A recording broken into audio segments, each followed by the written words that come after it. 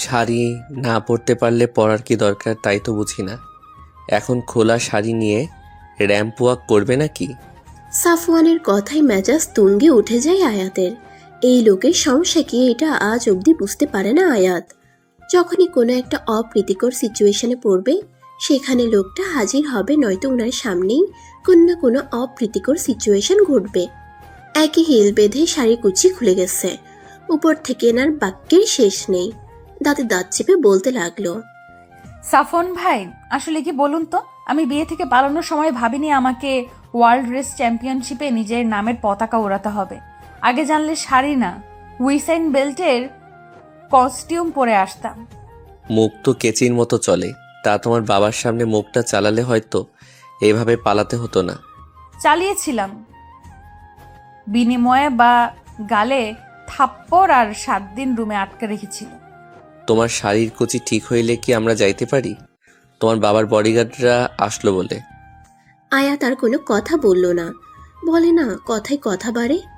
আর এই লোকটার সাথে কথা বলতে গেলে শুধু যে কথাই কথা বাড়বে সেটা নয়, সকাল হয়ে যাবে অথচ তর্ক শেষ হবে না।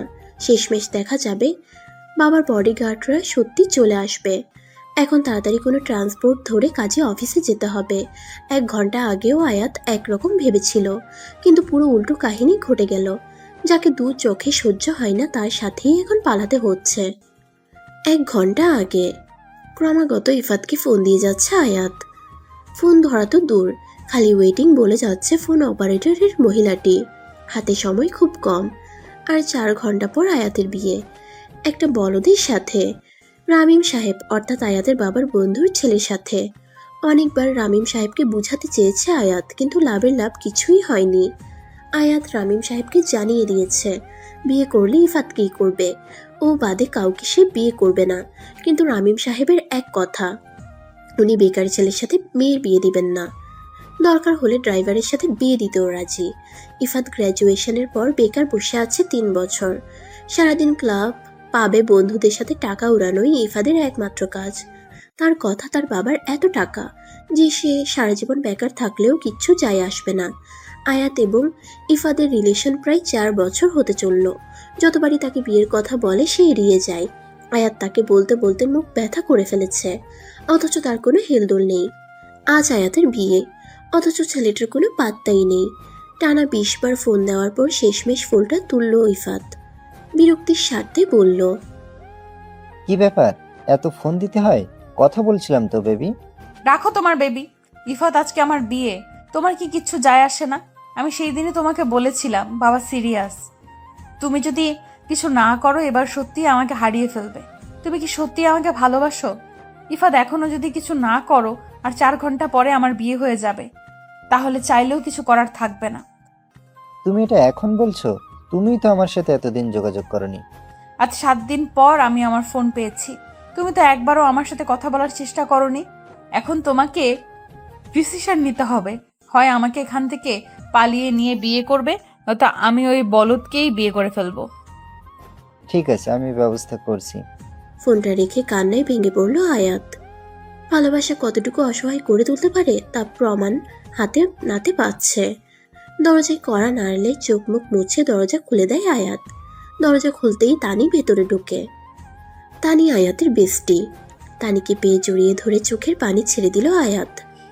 তানি, আমি কি করব? আমি তোকে অনেক আগ থেকেই বলেছি, এই ইফাত ছেলেটা তোকে ঝুলিয়ে দেবে। দেখলি তো, ও বললো ব্যবস্থা করছে। এখন রেডি হয়ে নে, আমাদের পার্লার যেতে হবে। আন্টি আমাকে পাঠালেন। দোস্ত, আমি ওই বলদটাকে বিয়ে করব না। বারবার বলদা বলদা কেন বলছিস? ছেলেটার নাম হাবিব, স্ট্যাবলিশড ভদ্র ছেলে, ইফাতের চেয়ে 1000 গুণ বেটার। আমি পারবো না হাবিব টাবিবকে বিয়ে করতে। ইফাত একটা ব্যবস্থা ঠিক করবে, দেখিস। দেখা যাক, এখন চল। আধা ঘন্টা পর পার্লারে যাওয়ার পর ইফাদের ফোন আসে আয়ানের মোবাইলে। ফোন রিসিভ করতেই ইফাত জানায়, আয়াত, আমি সাফওয়ানকে পাঠাচ্ছি। এখন কোথায় আছো? তুমি আসবে না? আমি একেবারে কাজী অফিসে যাব। ওখানে আমার শ্বশুরের কিছু স্বাস্থ্যবান বডিগার্ড আছে।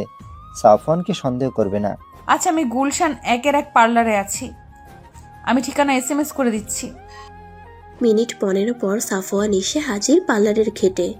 বন্ধুত্বের খাতিরে এই জটের মধ্যে সাফওয়ানকেও জড়াতে হলো। আয়াত আর সাফওয়ানের মাঝে 36-এর আখড়া। যদি আয়াত বলে তো ডান, তো সাফওয়ানকে বাম বলতেই হবে। আয়াত যতটা এলোমেলো, সাফওয়ান ততটা গোছানো। যতবার তারা মুখোমুখি হয়েছে ততবারই একটা ওয়ার্ল্ড ওয়ারের মতো পরিস্থিতি তৈরি হয়েছে। অবশেষে তানির সাহায্যে কোনো মতে সাফওয়ান আয়াতকে নিয়ে পালাতে সক্ষম হয়।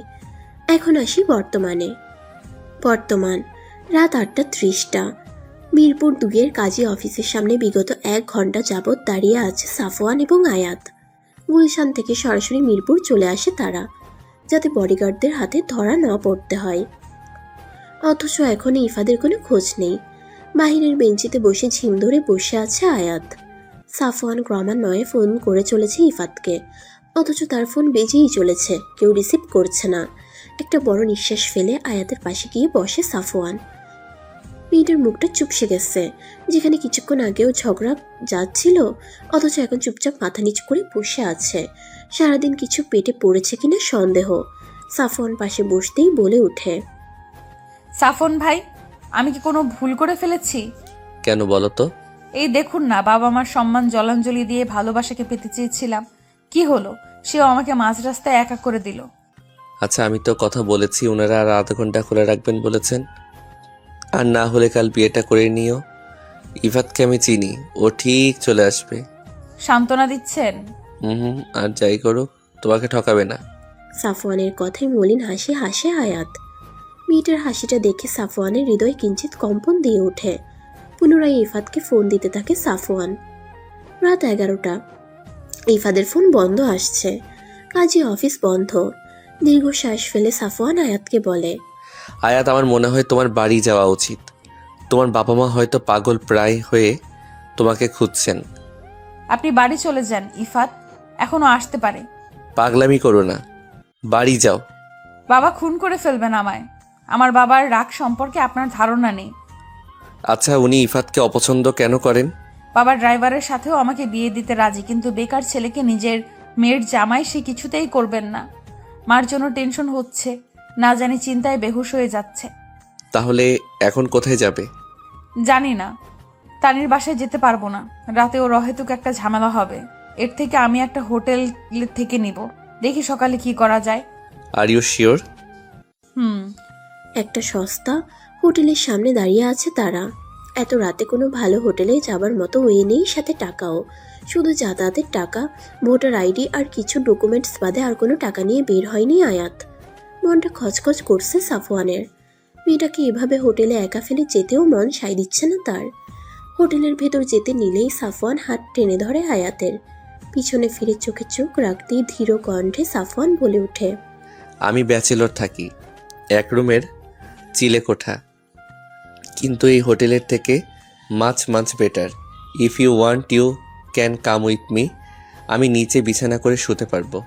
এসব হোটেলে থাকাটা সুবিধার হবে না। Please come. না না, একজন ছেলের সাথে রাতে আমি থাকতে পারবো না। আয়াতের অস্বস্তি দেখে শান্ত গলায় সাফওয়ান বলে, ইউ ক্যান ট্রাস্ট মি। দরকার হলে আমি ছাদেই থাকবো। শুধু ল্যান্ড লর্ডকে নিয়ে একটু সমস্যা। I will handle. রাত অনেক হয়েছে, বাড়ি পৌঁছাতে 12:30 তো বাজবেই। ওই মোটা ষাঁড় ঘুমিয়ে যাবে ততক্ষণে। চলো প্লিজ। অবশেষে আয়াত রাজি হলো। সোডিয়ামের লাইটে পাশাপাশি হেঁটে চলেছে আয়াত সাফওয়ান। দুজনের গন্তব্য এক, কিন্তু লক্ষ্য আলাদা। রেল লাইনের দুটো আলাদা লোহার লাইনের মতো পাশাপাশি হেঁটে যাচ্ছে তারা। জানে না কেউই আগামীতে কি তাদের জন্য অপেক্ষা করছে। রাস্তার পাশে খড়খুটোহীন মানুষেরা বস্তা পেতে ঘুমের প্রস্তুতি নিচ্ছে, তো আরেকদল মানুষ রাত জেগে চেঁচিয়ে সবাইকে সান্ত্বনা দিচ্ছে, ঘুমিয়ে পড়ো, আমরা জেগে আছি। রিক্সা না পেয়ে প্রচুর হাঁটতে হচ্ছে তাদের। হিল পরে পায়ে ঠসা পড়ে গেছে আয়াতের। আর না পেরে হিল খুলে ফেলল সে। নিচে জিন্স থাকায় শাড়িটা খানিকটা উপরে তুলে নিল। হঠাৎ পেছন থেকে দুজন টহল পুলিশের বাঁশির শব্দ এবং চিৎকারে ভয়ে জমে গেল তারা। না জানি কি বিপদ আসতে চলেছে। পুলিশদের একজন চেঁচিয়ে যাচ্ছে, এই এত রাতে কি আকাম করতেছো? এই দাঁড়াও। ভয়ে সাফওয়ানের ডান হাত আঁকড়ে ধরে দাঁড়িয়ে পড়ল আয়াত।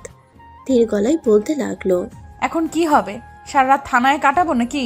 কিচ্ছু হবে না, তুই চুপ থাকবে তাহলেই হবে। পুলিশেরা তাদের কাছে এসেই একজন সাফওয়ানের ঘাড় চেপে ধরল, আরেকজন রুক্ষ ফ্যানে গলায় বলল, রাত বাজে 11:45। এই রাতে এমন ঘুরতেছো কেন? নষ্টামের জায়গা পাও না? না, দুইটা ডান্ডা খাইলে সব পিরিত বাইর হয়ে যাবে। আপনারা আমার কথা বোঝার ট্রাই করেন। আসলে হয়েছে কি? চুপ আব্দুল, এগোরে এখনই থানায় নিতে হইব। থানার কথা শুনেই আয়াতের হাত পা ঠান্ডা হতে লাগলো। হড়হড় করে বলতে লাগলো, থানায় কেন? আমরা তো বাসার দিকে যাচ্ছি, ঘুরতে বেরিয়েছিলাম। রিক্সা না পাওয়ায় দেরি হয়ে গিয়েছে। ট্রাস্ট আস, আমরা কোনো নষ্টামি করতেছি না। ওই মায়া, তুমি রাত 11:45টায় বিয়ার শাড়ি পইরা ঘুরতে বাইর হইছ? না মানে, আচ্ছা, আমাদের ছেড়ে দেওয়ার জন্য মালপানি কত নেবেন? দেখছো শরীফ, আমাদের ঘুষ দেয়, কত বড় সাহস! এবার এগরে থানায় নিতেই হইব, চল। রাত 12:15। থানায় ইন্সপেক্টরের সামনে বসে আছে সাফওয়ান এবং আয়াত। একটু পরপর অগ্নি দৃষ্টি দিচ্ছে আয়াত সাফওয়ানকে। তখন ওয়াকি টকিতে কথা বলে ওদের থানায় নিয়ে আসে কনস্টেবল শফিক এবং আব্দুল। ইন্সপেক্টর মেহেরাব হাতের তর্জনী দিয়ে টেবিলে ক্রমাগত টকটক শব্দ করে যাচ্ছেন, সাথে একবার আয়াতের দিকে আরেকবার সাফওয়ানের দিকে তাকাচ্ছেন। গলা ছেড়ে এবার বললেন, কেস কি? এত রাতে বাইরে কি করলেন আপনারা? স্যার, নষ্টামি করতেছিল, বললাম না, হাতে নাতে ধরছি, উপরে ঘুষ দেবার চায়। তোমাকে জিজ্ঞেস করেছি আব্দুল? না তো, একটু ঠান্ডা থাকো। বলেন মিস্টার। জি, সাফওয়ান ইসলাম। আসলে হয়েছে কি? আমরা পালিয়ে বিয়ে করতে চেয়েছিলাম, কিন্তু কাজী অফিস বন্ধ থাকায় বিয়ে করতে পারিনি। আয়াতের কথা শুনে হতবাক হয়ে আয়াতের দিকে তাকাই সাফওয়ান। এই মেয়ে তাকে একটা ঝামেলায় ফেলবে। অবশ্য এটা নতুন না, এর আগেও মেয়েটা এভাবেই ঝামেলায় ফেলেছে। আয়াতের হাতে চিমটি কাটতে আয়াত করে চেঁচিয়ে ওঠে, উফ, ওনারা পুলিশ, ওনাদের কাছে লুকিয়ে লাভ নেই, ওনারা আমাদের হেল্প করতে পারবে। আসলে হয়েছে কি স্যার, আমরা দুজনকে খুব ভালোবাসি, কিন্তু আমার বাবা ওর প্রফেশন আর গরিবের জন্য ওকে মেনে নেননি। আজ আমাকে একটা বলদের সাথে জোর করে বিয়ে দিয়ে দিচ্ছিল, তাই আমি পালিয়ে আসি। আমার বাবাকে চিনবেন, Ramim Rahman, retired major general. আমি তার একমাত্র মেয়ে। সাফওয়ান তো অনেক গরিব, তাই বাবা ওর সাথে আমার বিয়ে দিবেন না। এই যে দেখুন, আমার ভোটার আইডি সব আছে, আমরা আজই বিয়ে করতাম। সাফওয়ান হাঁ করে আয়াতের অভিনয় দেখে যাচ্ছে। জাতীয় পুরস্কার বিজয়ী অভিনেত্রীর মতো অভিনয় করছে মেয়েটি। কি নিপুণ ভাবে কাঁদছে। ইন্সপেক্টর সাফওয়ানের দিকে তাকিয়ে বলল, তাহলে আপনি কনস্টেবলদের ঘুষ কেন দিতে চেয়েছিলেন? ওনারা আমার কোনো কথা শুনতেই রাজি ছিলেন না। আর সত্যি বলতে এত রাতে আমরা অনেক ভয় পেয়ে গিয়েছিলাম। উপরে আমাদের বিয়ে হয়নি, একটা কনেকে বিয়ে থেকে পালিয়ে নিয়ে এসেছি। I think you can understand. আমি খুবই সতর্ক নাগরিক। আয়াত না থাকলে আমি এমনটা কোনোদিন করতাম না। আচ্ছা, আপনাদের নাম ঠিকানা দিয়ে যান, আমি কন্ট্যাক্ট করব। আর যদি এটা প্রমাণ হয় যে আপনারা মিথ্যা বলেছেন, তাহলে আমার থেকে খারাপ কেউ হবে না। কোথায় লিখবো? আব্দুল, ওনাদের সব ঠিকানা নিয়ে বাড়ি পৌঁছে দাও। এই রাতে ট্রান্সপোর্ট পাবেন না। আর সাফওয়ান সাহেব, আপনার অফিসের ঠিকানাটাও দিয়ে যাবেন। যদি এই রাতে কাজই পাওয়া যেত, আমি নিজেই আপনার বিয়ে দিয়ে দিতাম। নিজের মাথা চাপড়াতে ইচ্ছে করছে সাফওয়ানের। এই আয়াতের জন্য কি এক ঝামেলাই না পড়ল। মিথ্যে তো বলে দিল, কিন্তু এখন এই মিথ্যে ধরা পড়লে যে কি ঝামেলা পোহাতে হবে আল্লাহ জানে। উপরে রামিম রহমানের মেয়ে, তিনি একজন রিটায়ার্ড আর্মি অফিসার। শহরে ওনার চেনা জানার শেষ নেই। এক রাতে তার জীবনে এতটা উত্তার চড়াইয়ের মুখোমুখি হতে হবে কে জানতো। আর এদিকে ইফাদের ফোন এখনো বন্ধ। ইফাত কেয়ারলেস, কিন্তু এতটা যে নিজের গার্লফ্রেন্ডকে বাড়ি থেকে পালিয়ে অন্যের ঘাড়ে ঝুলিয়ে দিয়ে এখন নিজে লাপাত্তা। কাঁধে ভারী ভারী অনুভব হলে পাশে তাকিয়ে দেখে আয়াত তার কাঁধে মাথা রেখেই ঘুমিয়ে পড়েছে। মেয়েটাকে বড্ড ক্লান্ত লাগছে। সারাদিন কম ধকল তো যায়নি। রাতের আলো আধার খেলায় আয়াতের মুখটা কোনো শিল্পকর্ম থেকে কম লাগছে না। খুব যত্নে নিপুণ শিল্পকর্ম। এলু কেশির চন্দ্রমার ন্যায় মুখখানা, উপরে গোলাপের পাপড়ির ন্যায় ঠোঁটকানা, যে কাউকে আকর্ষণ করবে। সবচেয়ে বেশি আকর্ষণীয় ঠোঁটের নিচে ছোট তিলটি, যেন নজর ফোটা। অজান্তেই আপন মনে তাকিয়ে রয়েছে সাফওয়ান তার দিকে। কনস্টেবল আব্দুল জোরে ব্রেক কষলে সাফওয়ানের হুঁশ ফিরে। নিজের কাজে নিজেরই বিরক্ত লেগে গেল। কি করছিল সে? আয়াত ইফাদের আমানত। যতই সুন্দরী হোক না কেন, তার প্রতি অন্যরকম অনুভূতির জন্ম দেওয়াই পাপ। নিজেকে নিজে শান্ত করার জন্য মনে মনে বলতে লাগলো, আয়াত একটা চালতা ফিরতা ঝামেলা। ওর মধ্যে ভালো লাগার কিছুই নেই। মনে নেই একবার তোর এক্সিবিশন ওর জন্য নষ্ট হয়ে গিয়েছিল? ওর জন্য আজকে তোর থানায় যেতে হয়েছে।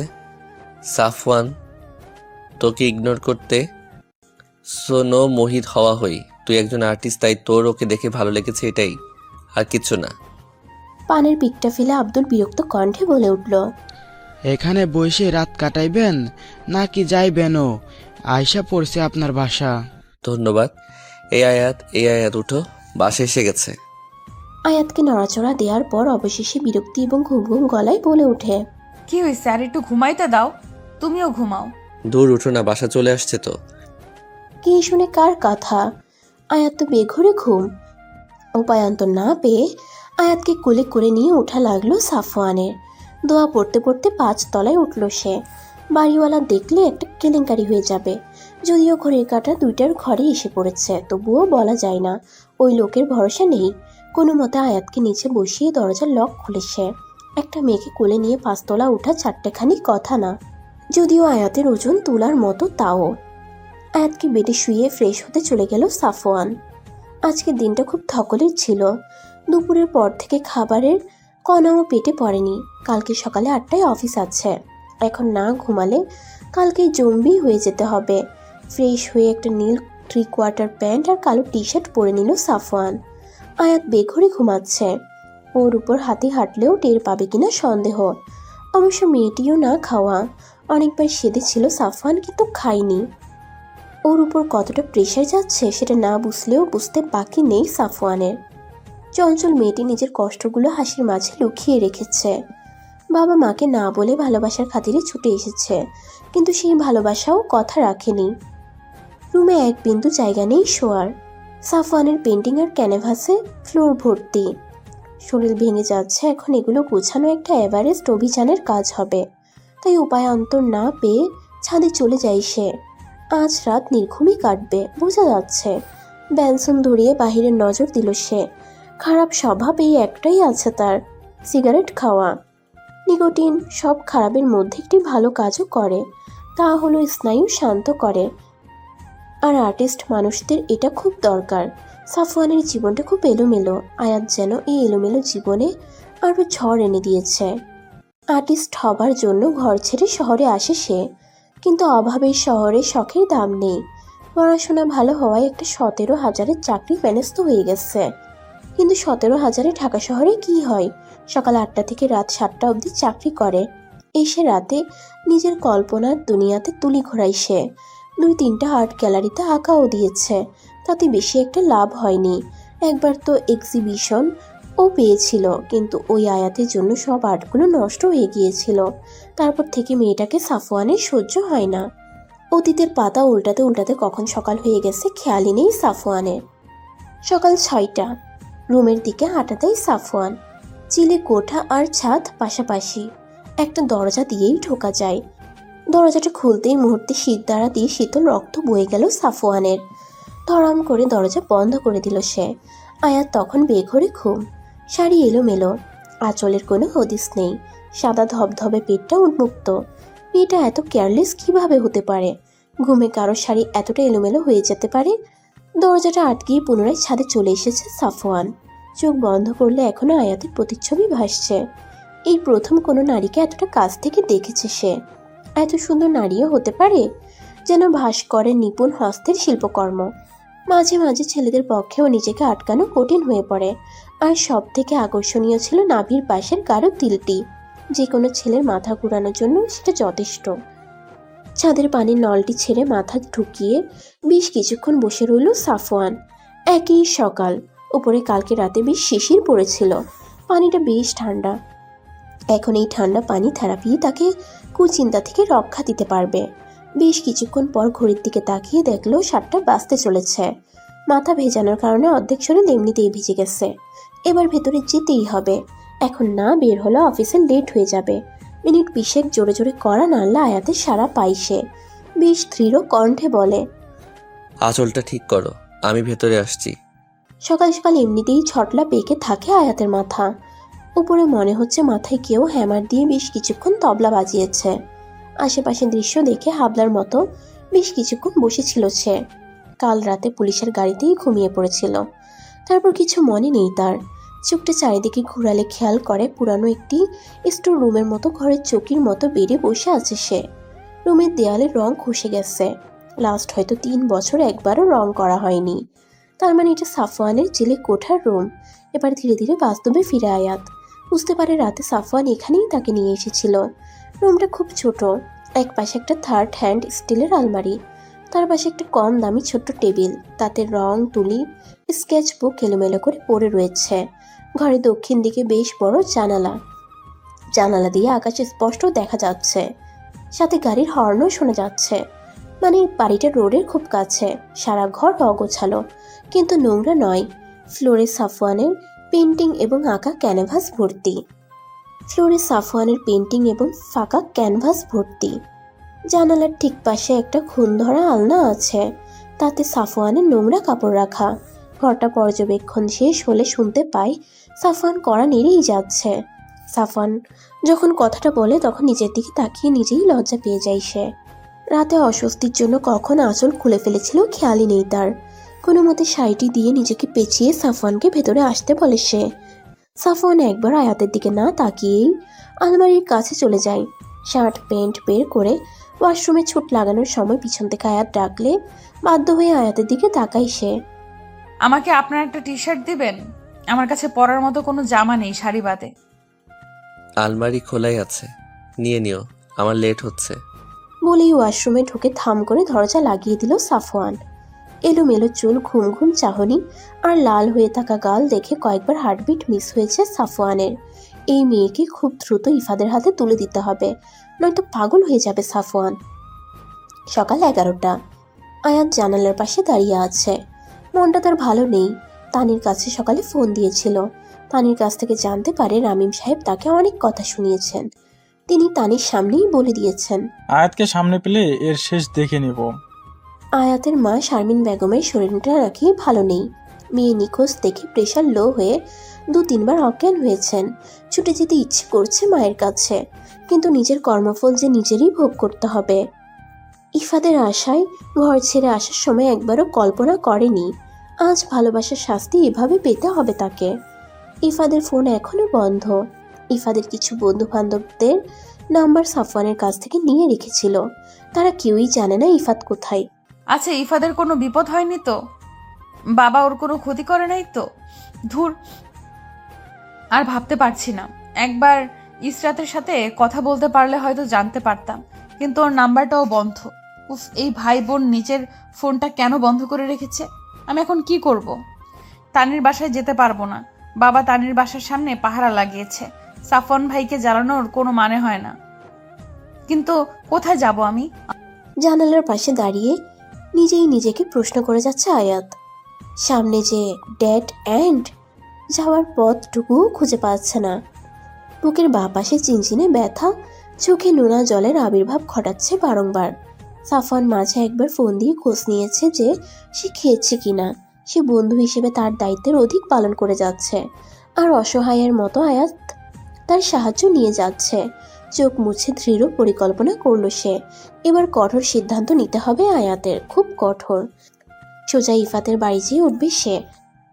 তাতে তার পরিবারের লোকেরা রাগ করলেও কিছু করার নেই। তারপর ইফাতকে মুখের উপর জিজ্ঞেস করবে সে কি তাকে বিয়ে করবে কিনা। এই পরিকল্পনা আজকের মধ্যেই বাস্তবায়ন করতে হবে, কিন্তু হাতে টাকা নেই। ইফাদের বাসায় যেতে হলেও 600 থেকে 700 টাকা লাগবে সিএনজিতে যেতে। সেই টাকাটা হাতে নেই। সাফওয়ান আসলে তাকে পরিকল্পনার কথাটি জানাতে হবে। পাশের দোকান থেকে পরোটার ডাল দিয়ে গেছে সাফওয়ান। ডাল ঠান্ডা হয়ে গেছে আর পরোটা শক্ত। কিন্তু পেটের ইঁদুরদের এটা দিয়েই শান্ত করতে হবে। যে মেয়ে সামান্য ঠান্ডা পানি আঙুলে ছোঁয়াতে পারে না, আজ সে ঠান্ডা পানি দিয়ে গোসল করেছে। ব্রেড জ্যাম আর ব্ল্যাক কফি ব্যতীত যার নাস্তা হয় না, আজ তৈলাক্ত চুপচুপে পরোটা আর ঠান্ডা পানির মতো ডাল খেতে হচ্ছে। জীবন কত কিছু শেখায়। বিকেল 5টা। সারাদিন শুধু সাফওয়ানের পেন্টিং দেখেই দিন কেটেছে আয়াদের। ইফাদের মেসেঞ্জার হোয়াটসঅ্যাপে ভয়েস মেসেজ দিয়েছে বেশ কিছু, কিন্তু লাভ হয়নি। কেঁদে কেঁদে মাথা ধরে আসলে ছাদের রাখা সাফওয়ানের ছোট স্টোভে প্রথম কফি বানানোর ট্রাই করেছে। ফলাফল হাতে 2-3টে ফোসকা পড়েছে, কিন্তু কফি সে বানানো শিখে গেছে। সাফওয়ানকে অনেকবার বলেছে তার পোর্ট্রেট ড্র করতে, কিন্তু লোকটা মুখের উপর বলে দিয়েছে তার চেহারা ক্যানভাসে তোলার যোগ্য নয়। কফি হাতে জানালায় দাঁড়িয়ে আকাশ দেখতে যখন ব্যস্ত আয়াত, তখন ক্রমাগত দরজায় কড়া নাড়ে কেউ। দরজা খুলতেই হুড়মুড় করে একটি মেয়ে ঘরে ঢুকে পড়ে। মেয়েটির হাতে একটি পেঁয়াজুর বাটি। এভাবে ঘরে ঢুকে পড়ায় আবাকের সর্বোচ্চ পর্যায়ে চলে যায় আয়াত। মেয়েটি উচ্চতায় আয়াতের সমান, গোলগাল মুখ, চুল একপাশে বেনুনি করা, দেখে মনে হচ্ছে কলেজে পড়ে। মেয়েটি আশেপাশে চোখ ঘুরিয়ে আয়াতের দিকে নজর দেয়, চোখে একরাশ কৌতূহল আর অপছন্দের আভা নিয়ে মাথা থেকে পা অবধি চোখ বুলাই সে। আয়াত তখন সাফওয়ানের একটা টি শার্ট আর ট্রাউজার পরেছিল। টি শার্টটা বেশ বড়, গলাটা বেশ নেমে যাচ্ছে, কিন্তু উপায় নেই। বিয়ের শাড়ি আর জিন্স বাঁধে পরিধানের কোনো কাপড় তার নেই। কর্কশ কণ্ঠে প্রশ্ন ছুড়ে মেয়েটি আয়াতকে, কে তুমি? সাফওয়ান ভাইয়ের জামা পরে আছো কেন? আমি। কি আমি কি হলো বলো? তোমাকে বলবো কেন? আগে বলো তুমি কে? আমি মায়া, এই বাড়ি আমার বাবার। তুমি কে বলো, নয়তো বাবাকে বলে দিব। আমি সাফওয়ানের স্ত্রী। এই মুহূর্তে মাথা একেবারে ফাঁকা হয়ে যায় আয়াতের। দুম করে মনে যা এসেছে তাই বলে দেয় সে। মেয়েটি প্রথমে হতবাক হয়ে তাকিয়ে থাকে, পরে কান্না কান্না মুখ করে দৌড়ে চলে যায় রুম থেকে। ঘটনার আকস্মিকতায় কিছুই মাথায় ঢুকছে না আয়াতের। মেয়েটি ঝড়ের গতিতে এলো, আবার টর্নেডোর গতিতে চলে গেল, হচ্ছেটা কি? রাত 8টা। আজ বাড়ি ফিরতে দেরি হয়ে গেছে সাফওয়ানের। না জানি আয়াত একা একা কি করছে। সকালের পর থেকে কথাই হয়নি। প্রথমে ভেবেছিল দরজা বাহির থেকে আটকে যাবে, পরে ভাবলো অজান্তেই বিপদ আসলে আয়াত বের হতে পারবে না, আর মোটা সার উপরে আসবে না রাতের আগে। সে জানে সাফওয়ানের অফিস টাইম, কিন্তু মায়াকে নিয়ে একটু চিন্তা থেকে যায়। মেয়েটি ধুমধাম চলে আসে। রাস্তায় আসার পথে কিছু কম দামি 3 পিস, লেডিস গেঞ্জি আর রাতের খাবার কিনে বাড়ির দিকে রওনা দেয় সাফওয়ান। বাড়িতে এসে সিঁড়িঘর থেকেই খুব শোরগোল শোনা যাচ্ছে। ভালো করে খেয়াল করলে বুঝতে পারে শব্দগুলো তার রুম থেকেই আসছে। দ্রুত 5তলায় এসে দেখে দরজা হাঁ করে খোলা। ভেতরে যেয়ে যেন মাথার উপরে বাজ ভেঙে পড়ে সাফওয়ানের। ঘরের ভেতর ঢুকতেই দেখে বিল্ডিংয়ের সব মহিলা সিনিয়র সিটিজেন সেখানে উপস্থিত। মোটা সার অর্থাৎ বাড়িওয়ালা আবুল কালাম আজাদ সাহেব এবং আর 2জন পুরুষ বেডে বসা। আয়াত তাদের সামনে দাঁড়ানো। গম্ভীর মুখে আজাদ সাহেব কাপে চুমুক দিচ্ছেন। আলমারির পাশে মায়া মুখ নিচু করে দাঁড়িয়ে আছে। যেখানে বাঘের ভয় সেখানেই সন্ধে হয়। এখন সাফওয়ানের মাথায় রীতিমতো ঘুরপাক খাচ্ছে একটাই চিন্তা, এত রাতে বাড়ি ছাড়া হলে কোথায় যাবে? ভিড় ঠেলে আয়াতের কাছে যেতেই এক মহিলা কর্কশ কণ্ঠে বলে উঠল, তোমার দ্বারা এমন কিছু আমরা কিছুতেই আশা করিনি সাফওয়ান। ভেবেছিলাম তুমি একটা ভালো ছেলে। সাফওয়ান একটা ঢোক গিলে বলে, কি হয়েছে আন্টি, কি করেছি আমি?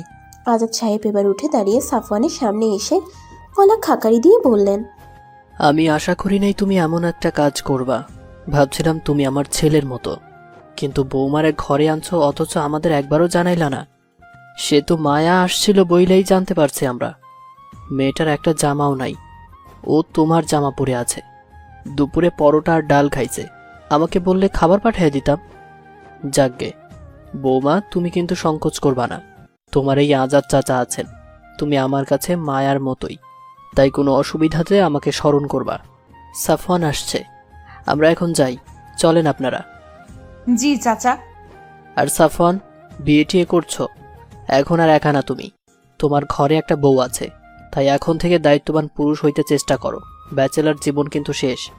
আজাদ সাহেবের কথা মাথার উপর দিয়ে গেল সাফওয়ানের। হাঁ করে একবার আয়াতের দিকে আর একবার বাকিদের দিকে দেখছিল। আয়াত ইনাদের কি এমন বলল সবাই আয়াতকে এতটাই স্নেহ করছে।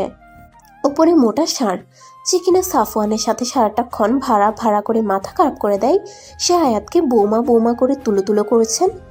আয়াতের পরনে একটা নীল জামদানি শাড়ি, যা আয়াতের নয়। তার মানে বিল্ডিংয়ের একজন আন্টি পড়তে দিয়েছেন।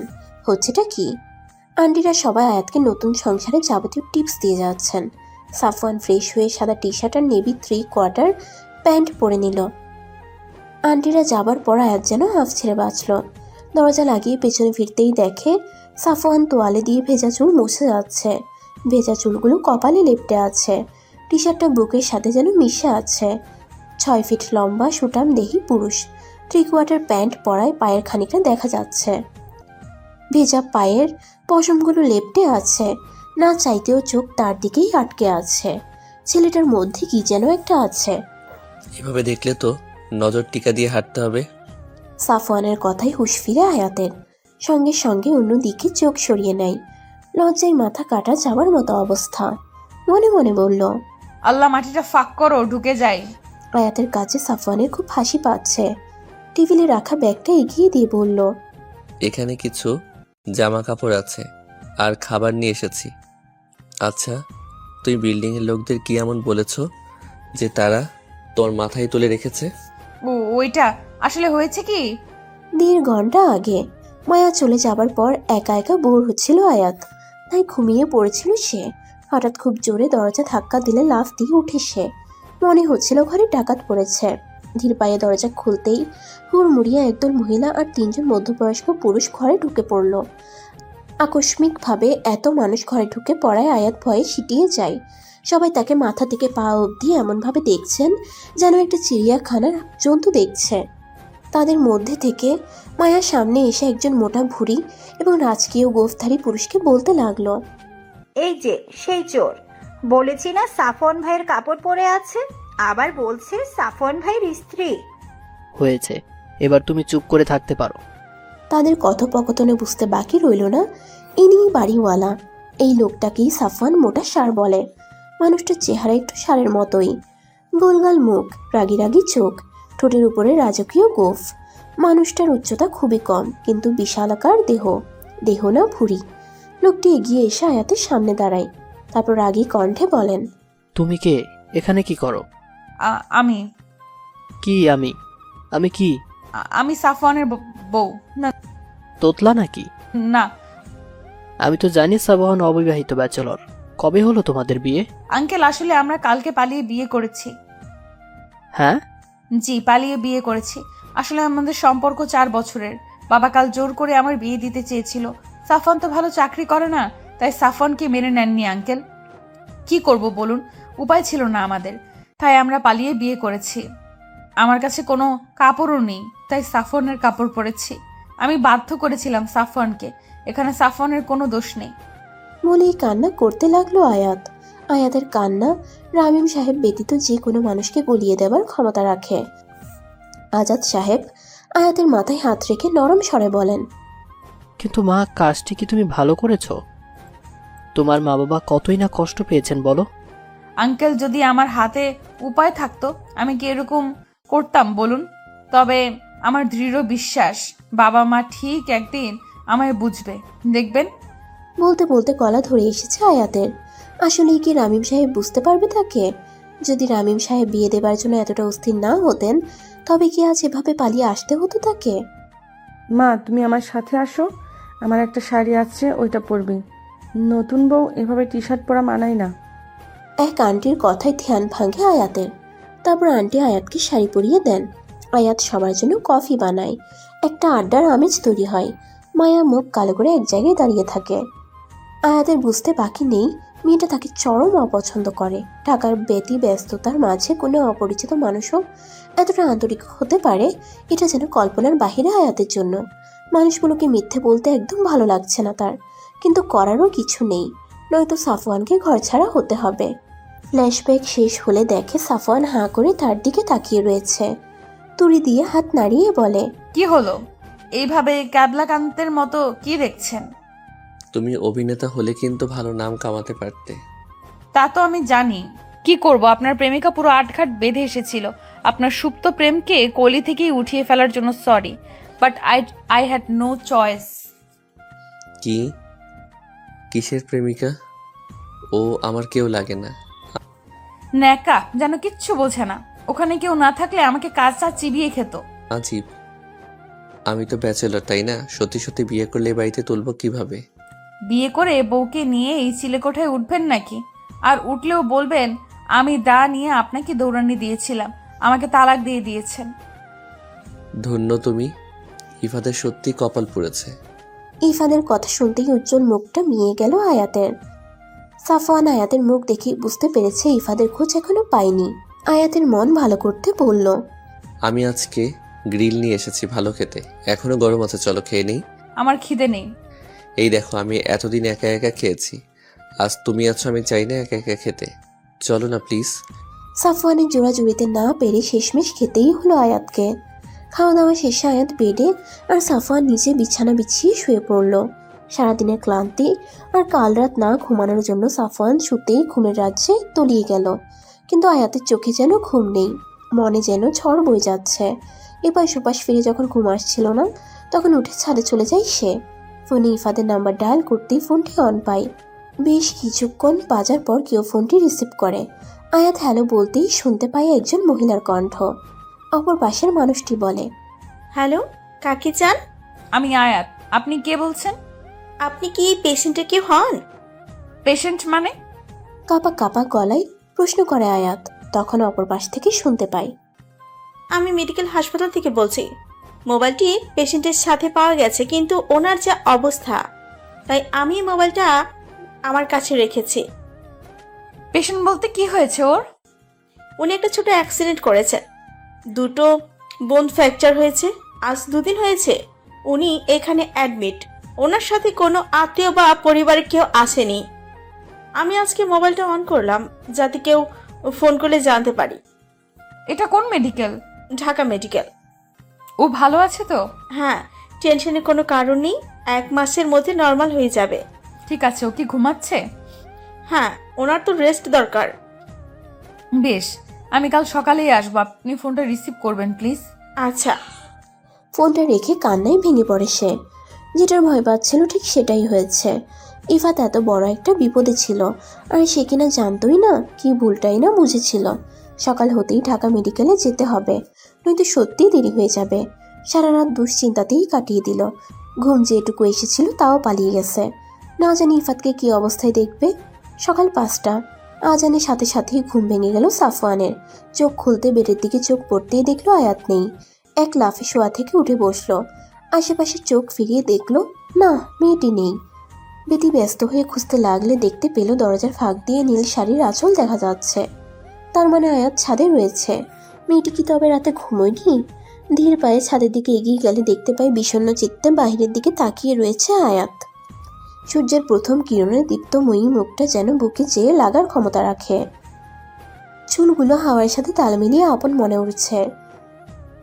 গ্রিক গোডেস অ্যাফ্রোডাইট কেউ হার মানাবে এই মানবীর সৌন্দর্য। নিজেকে সামলে গলা খাকারি দিয়ে জিজ্ঞেস করে, সারা রাত কি চোর পাহারা দিচ্ছিলে? ইফাত হসপিটালে। কি? কাল রাতে ওর ফোনে ফোন দিয়েছিলাম। ভারাক্রান্ত গলায় রাতের নার্সের সাথে কথোপকথন সম্পূর্ণ বিস্তারভাবে বলল সাফওয়ান। চিন্তায় ভ্রু কুচকে আসে সাফওয়ানের। তাহলে ইফাতকে ভুল বুঝেছিল এই 2 দিন। আয়াতের মাথায় হাত বুলিয়ে বলল, 7টার মধ্যে রেডি হয়ে নাও, মেডিকেলে যেতে আধা ঘন্টা লাগবে, জ্যামে না পড়লে। মুখটা ভালো করে ধুয়ে নিও, এরকম চম্বি লোক দেখলে ভয় পাবে ইফাত। সাফওয়ান ভাই। আয়াত চেঁচিয়ে এলো পাথারি মারতে লাগলো সাফওয়ানকে। সকাল 8টা, জেনারেল ওয়ার্ডের সামনে দাঁড়িয়ে আছে আয়াত এবং সাফওয়ান। নার্স এই রুমের পথ দেখিয়ে চলে গেছেন। বেড নাম্বার 13 এর সামনে দাঁড়িয়ে আছে তারা। ইফাত তখন কাঁথা মুড়ি দিয়ে শুয়ে আছে। পিঠের দিক থেকে মুখ দেখা যাচ্ছে না। চোখে পানি নিয়ে আস্তে করে বসে ইফাদের পাশে। কাঁথা না সরিয়েই বলতে লাগলো, তুমি এতটা কেয়ারলেস কেন? তোমার কিছু হলে আমার কি হতো? কখনো কি আমার কথা ভাববে না?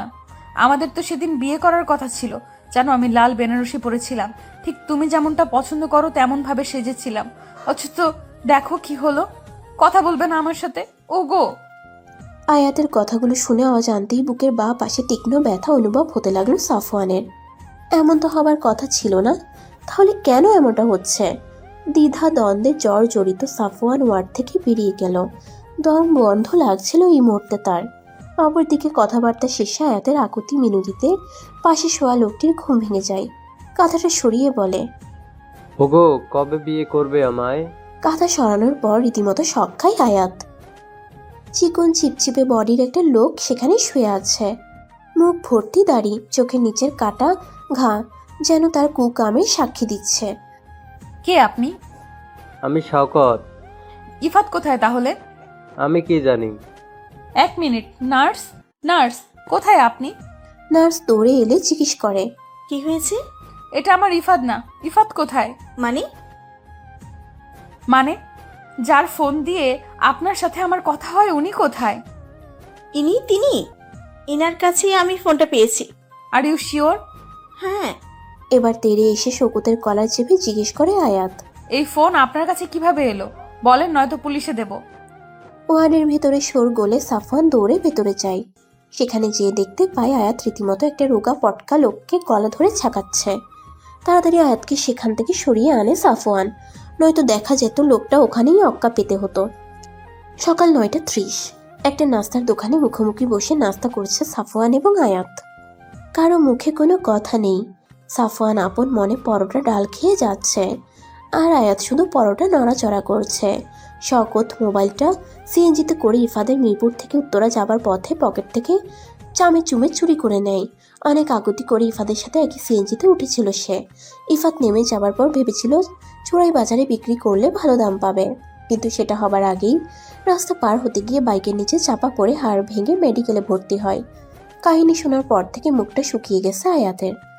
তার মানে ইফাত তার বাসার দিকে যাচ্ছিল, কিন্তু প্রশ্ন হলো ইফাত মিরপুর এসেও কেন আবার তার বাসার দিকে রওনা দিয়েছিল? এই দুদিন সে একবারও খোঁজও নেয়নি আয়াতের। সাফওয়ান বেশ কিছুক্ষণ ধরে আয়াতের মুখের দিকে তাকিয়ে আছে। শুকনো ফ্যাকাশে মুখটা দেখতে একদম ভালো লাগছে না তার। হুট করে একজনকে ফোন করে জানিয়ে দিল, ভাই আজকে শরীরটা ভালো নেই, আজ অফিসে আসতে পারবো না, খুব জ্বর, একা মানুষ, কেউ দেখাশোনারও নেই। আচ্ছা আচ্ছা রাখি। ফোনটা রেখেই আয়াতকে বলল, বাসে চড়তে পারো? কেন?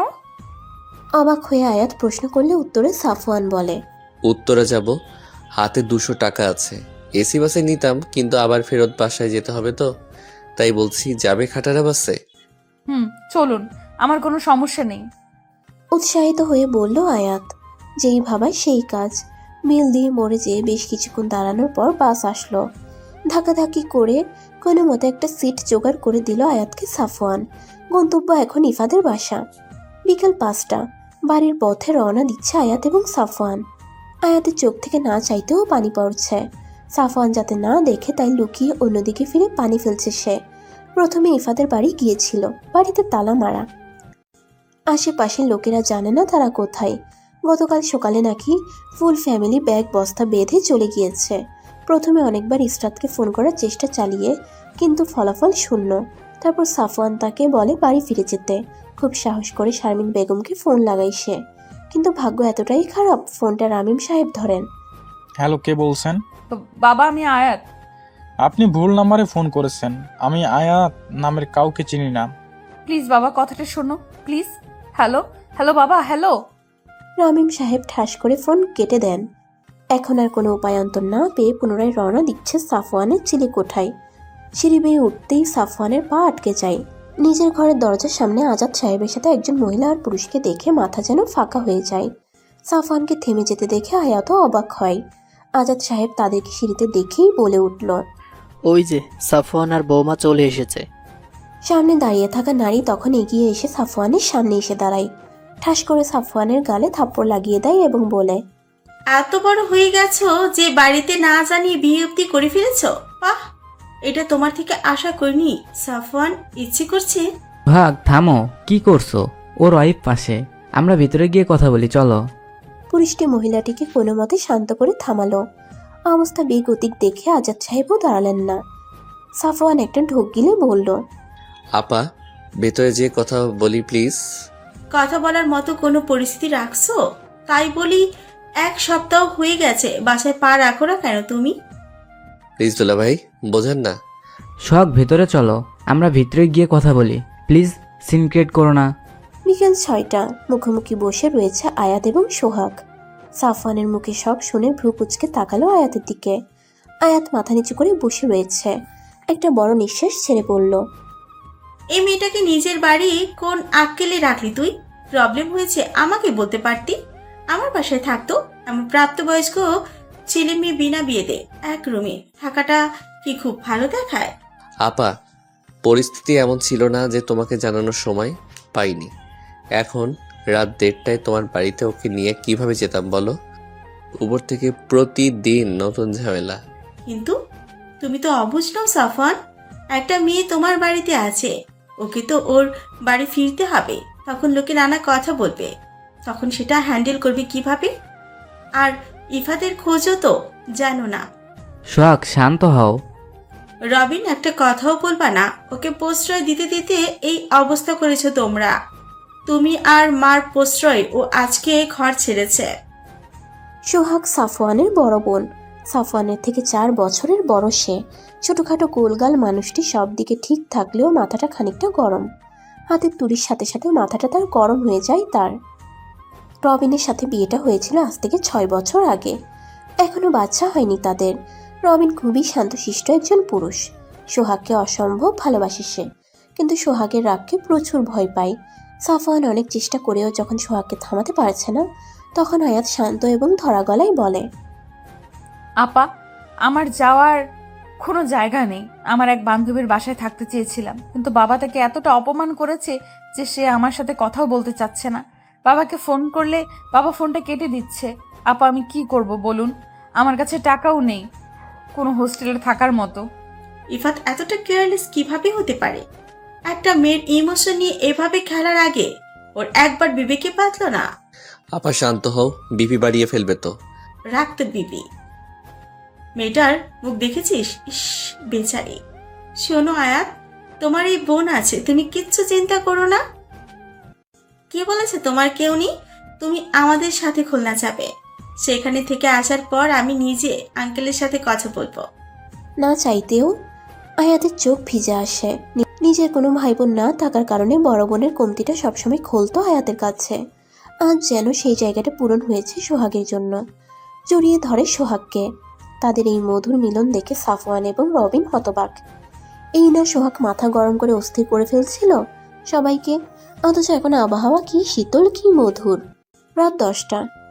নিজ হাতে আজ রান্নাবান্না করেছে সোহাগ, তাকে সাহায্য করেছে আয়াত। খাওয়া দাওয়া শেষে লুডো খেলার তাল তুলল রবিন। রবিন খুব মজার মানুষ, আয়াতের সাথে খুব ভাব হয়েছে তার। লুডো খেলার তাল তুলায় আয়াতও নিচে উঠে। তারা যখন লুডো খেলায় ব্যস্ত, তখন সাফওয়ান আর সোহাগ ছাদে গিয়ে দাঁড়ায়।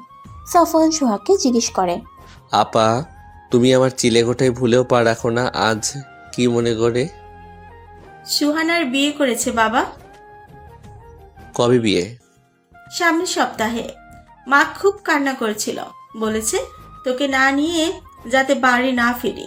আমাদের একমাত্র ভাই তুই, ওর বিয়েতে তুই থাকবি না কিভাবে হয়? বাবা কি বলেছে? তার শেষ কথা ছিল, এখন কি আমার সাফওয়ানের পা ধরতে হবে আমার মেয়ের বিয়েতে আনানোর জন্য? বুঝলাম, কবে যাচ্ছি? কাল বিকেলে বাসে। ভাগ্যিস টিকিট কাটিনি, নয়তো আয়াতের জন্য টিকিট কাটতে সমস্যা হয়ে যেত। আয়াতও যাবে নাকি? ওকে কোথায় রেখে যাবি? বাবাকে হ্যান্ডেল করতে পারবে তো? সেটা আমি বুঝে নিব। এখন চল, ওখানে যে দেখি কি করছে ওরা। সারা রাত লুডো আড্ডাতে কাটলো তাদের। কয়েক মুহূর্তের জন্য সকল চিন্তা যেন উবে গিয়েছিল আয়াতের। ছোটবেলা থেকে ঢাকা থেকে বের হয়নি সে। যখন খুলনা যাবার তাল উঠেছে, সেও এক পায়ে রাজি খুলনা যাবে তাই। সাফওয়ান শুধু ফাঁক তালে আয়াতকেই দেখেছে। মুক্তোর মতো হাসিটা তির্যক তীরের মতো বুকে যেয়ে লাগছে। সাফওয়ানের মুগ্ধ চাহনি সোহাগের চোখ এড়ালো না। পরদিন বিকেল 5:30টায় অফিস থেকে ছুটি নিয়ে আজ তাড়াতাড়ি বাসায় এসেছে। একটা ব্যাগ কিনে এনেছে আয়াতের জন্য, যাতে সেটা আয়াতের জামা কাপড় গুছাতে পারে। আজাদ সাহেবকে বলে 4টার দিকে গাবতলির দিকে রওনা দেয় তারা। জ্যাম কম থাকায় 1.5 ঘন্টায় পৌঁছেও যায়। বিকেল 6টায় বাস। সোহাগরা অনেক আগেই এসে পড়েছে।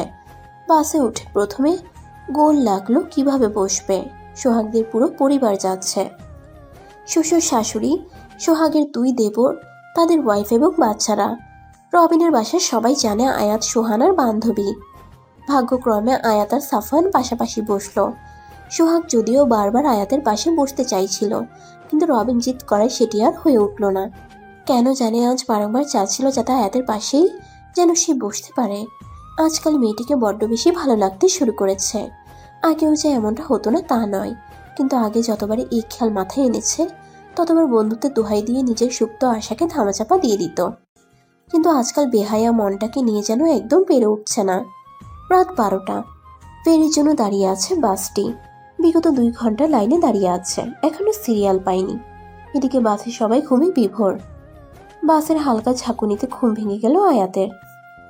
একটা সুন্দর মিষ্টি গন্ধ নাকে এসে লাগছে। কানে কিছু বিট হওয়ার শব্দ পাওয়া যাচ্ছে। চোখ পিটপিট করে তাকিয়ে দেখে সাফওয়ানের বুকের উপর ঘাপটি মেরে ঘুমিয়ে রয়েছে। সাফওয়ানের হার্টবিটের শব্দ স্পষ্ট শুনছে। যখনই সাফওয়ানের কাছে আসে এই মাতাল করা মিষ্টি গন্ধটা সে পায়, হয়তো তার পারফিউমের গন্ধ। লোকটাকে কোনো কালে সহ্য হতো না আয়াতের, অথচ আজ এই লোকটাই বড্ড ভরসার জায়গা। এই লোকটা না থাকলে আজ কোথায় থাকতো কে জানে। আস্তে করে উঠে যেতে নিলে সাফওয়ানের ঘুম ভেঙে যায়।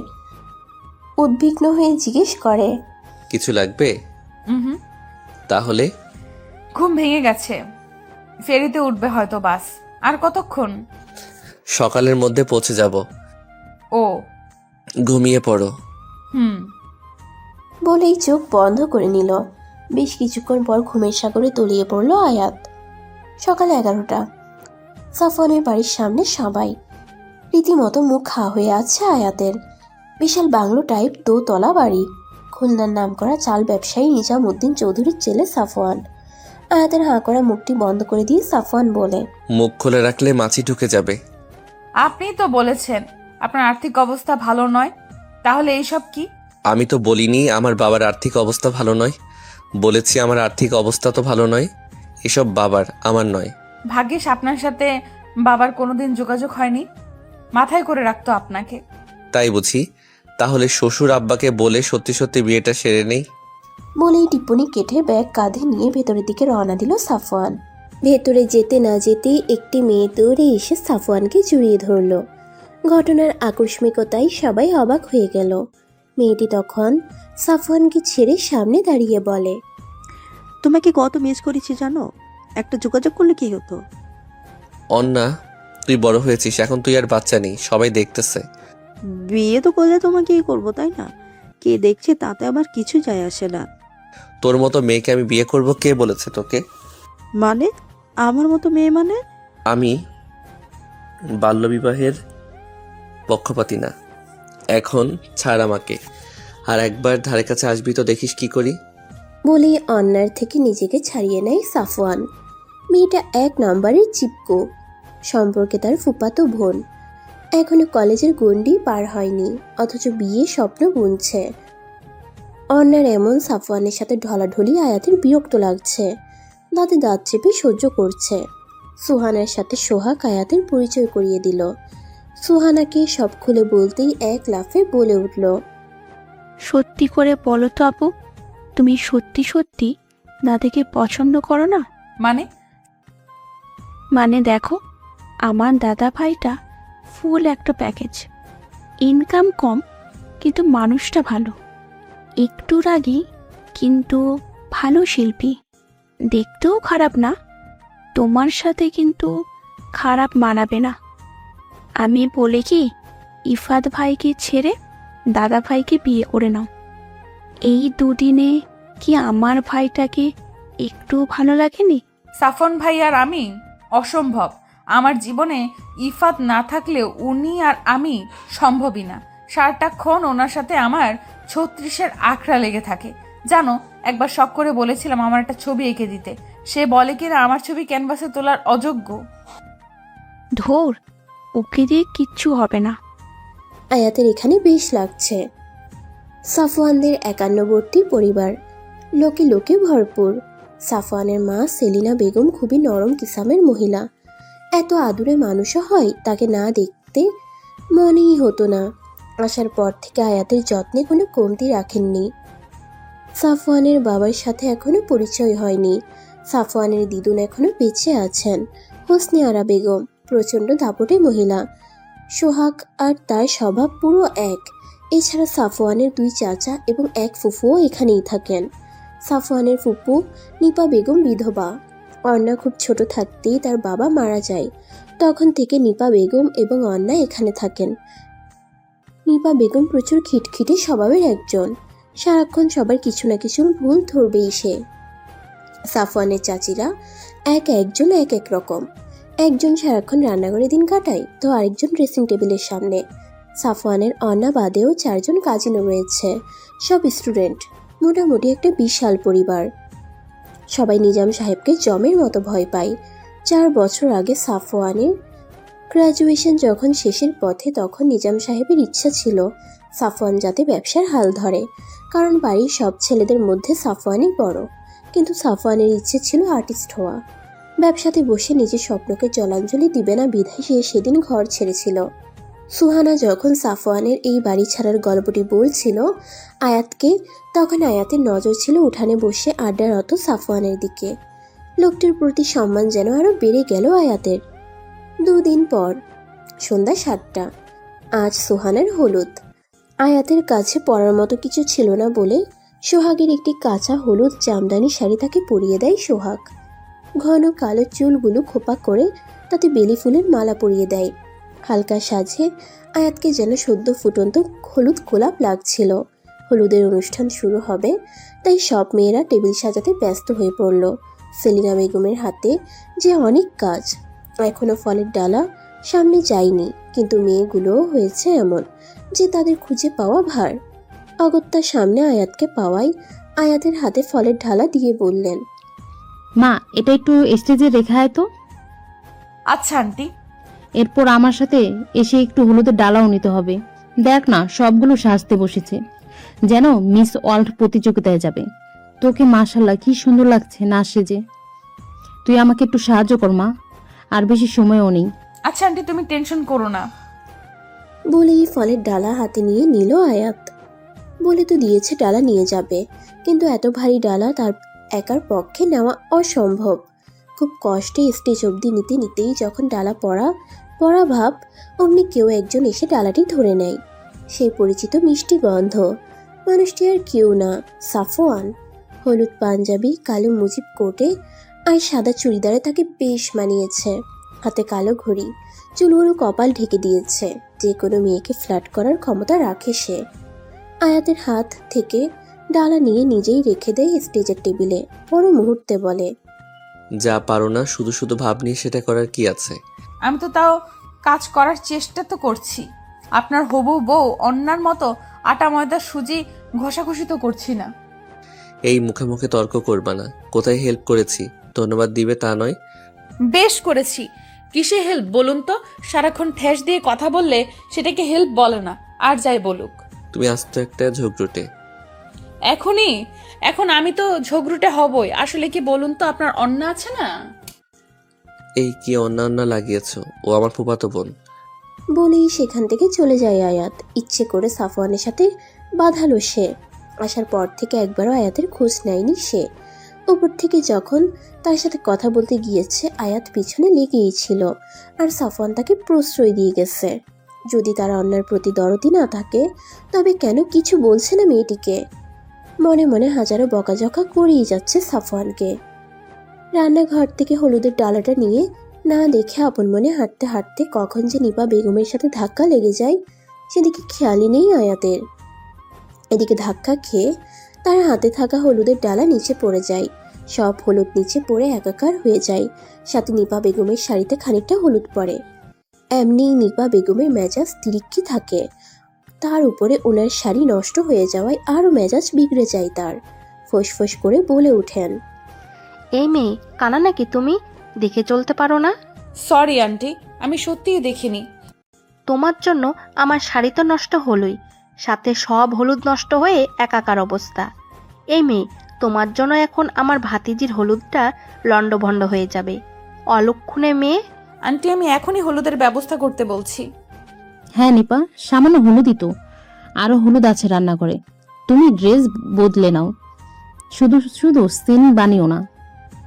হলুদ শুরু হবে। আয়াত, তুমি আমার সাথে আসো মা। কি বলছেন ভাবি? সামান্য হলুদ? এই মেয়েটার জন্য আমার এত সুন্দর শাড়িটা নষ্ট হয়ে গেল। তার বেলায় তুমি এই মেয়েটার দোষটা দেখছো না? একটা বাইরের মেয়ের সামনে আমাকে বলছো আমি সিন বানাচ্ছি।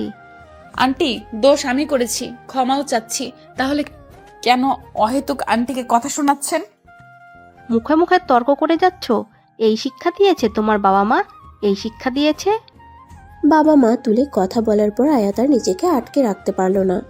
যে কিছু একটা বলতে যাবে অমনি পাশ থেকে সাফওয়ান বলে উঠল, ফুপি, আয়াতের মা বাবা তাকে শিক্ষা দিয়েছে বিধায় সে এতক্ষণ নিজের দোষ না থাকা সত্ত্বেও তোমার কাছে ক্ষমা চেয়ে গেছে। একে তো ওর হাতে হলুদের ডানা ছিল, তবুও তুমি ওর সামনে দিয়ে হাঁটছিলে। ও যদি না দেখে থাকে, তুমিও কিন্তু ওকে দেখোনি, তাহলে ওর যদি দোষ থাকে তবে তোমারও আছে। আর আজ সুহানার হলুদ জেনেও তুমি সিন ক্রিয়েট করছো। মা, এটা তোমাকে বলার পর তুমি উল্টো মাকে কথা শোনাচ্ছ। তাহলে বেশি দোষটা কার বলো? আজকাল বাইরের মেয়ের জন্য আমাকে তোরা কথা শোনাচ্ছিস? বেশ, আমি থাকবই না এই হলুদে। বলেই নিপা বেগম যেতে লাগলে নিজাম সাহেব সেখানে উপস্থিত হয়। নিজাম সাহেবকে সবাই জমের মতো ভয় পায়। ওনার এক হুঙ্কারি সব ঠান্ডা করার জন্য যথেষ্ট। ওনাকে দেখে সাফওয়ান আর কথা বাড়ায় না, কারণ সে জানে তার কোনো কথা তার বাবার পছন্দ নয়। তখন নিপা বেগম তার কাছে এসে সব বললে সে বলেন, তোমার বয়স তো কম হয়নি নিপা, যাও শাড়ি বদলে আসো। আর সেলিনা, তোমার সময় জ্ঞান সে কমে গেছে, সেটা আমার জানা ছিল না।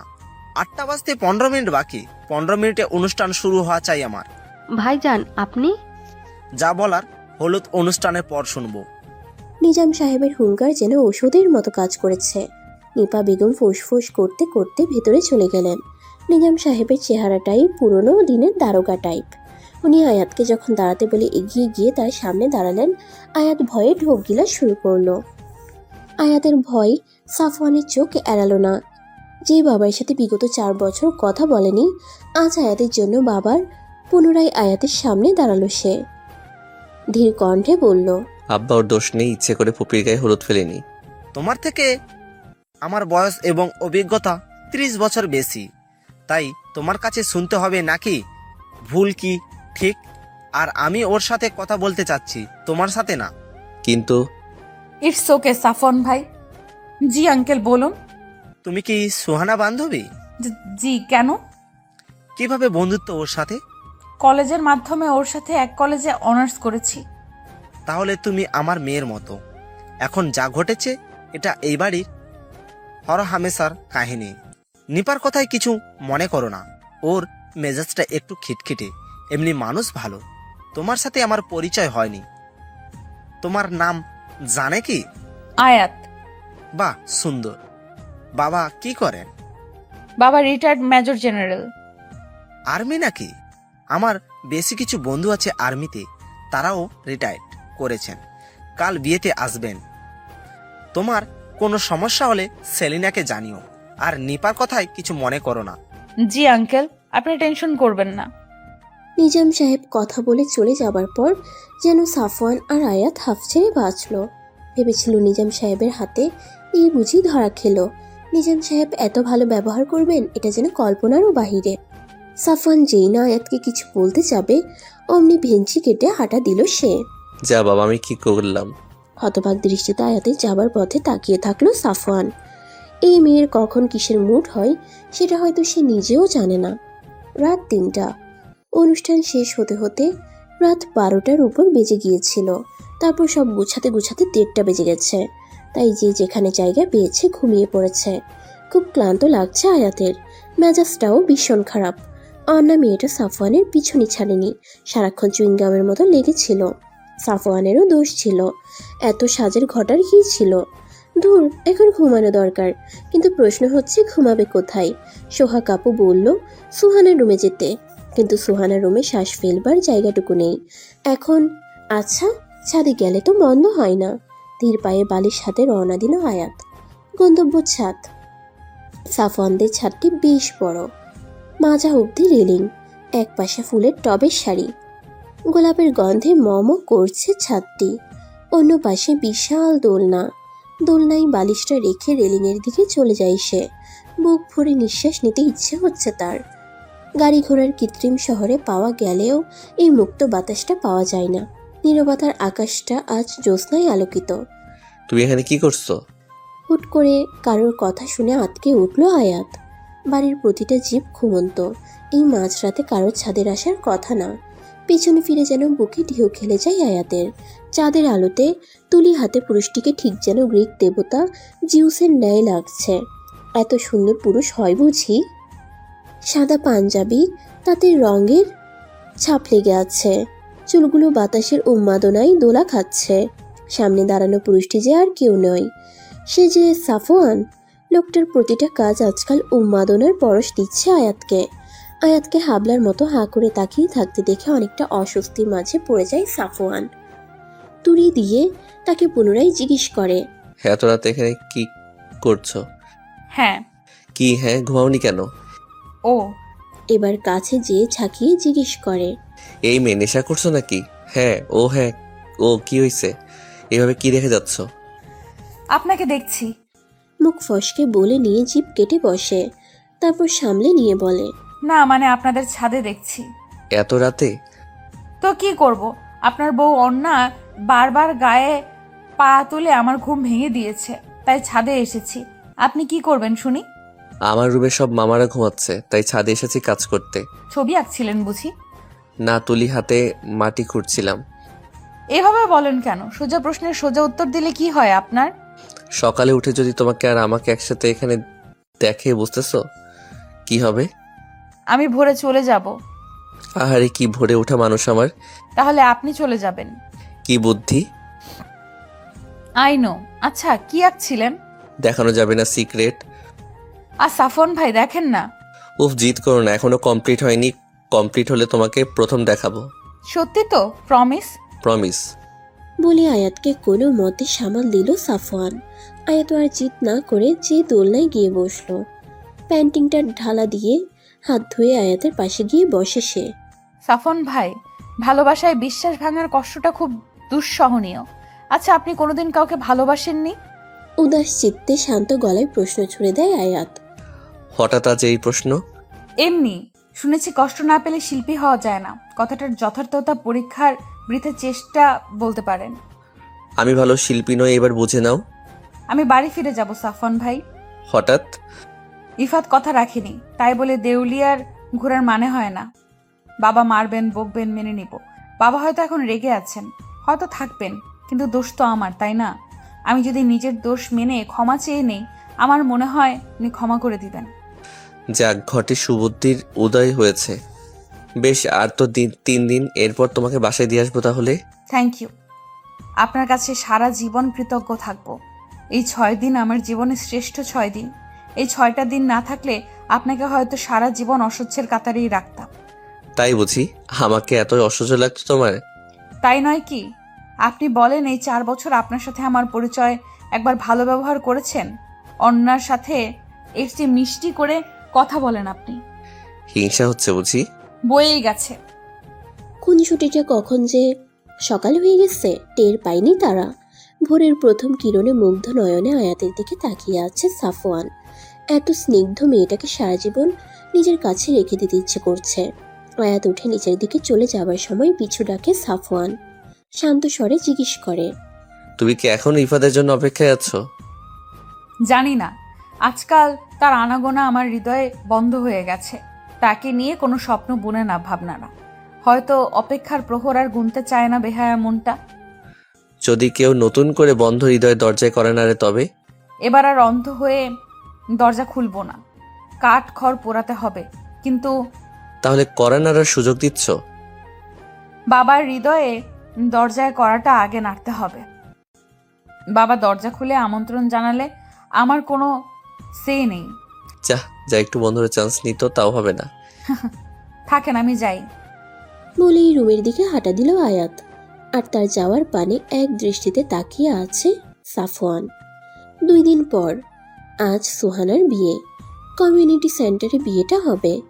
সাফওয়ানের অন্যান্য কাজিনদের সাথে আয়াতুল লাইনে দাঁড়িয়েছে বরের গেট ধরতে।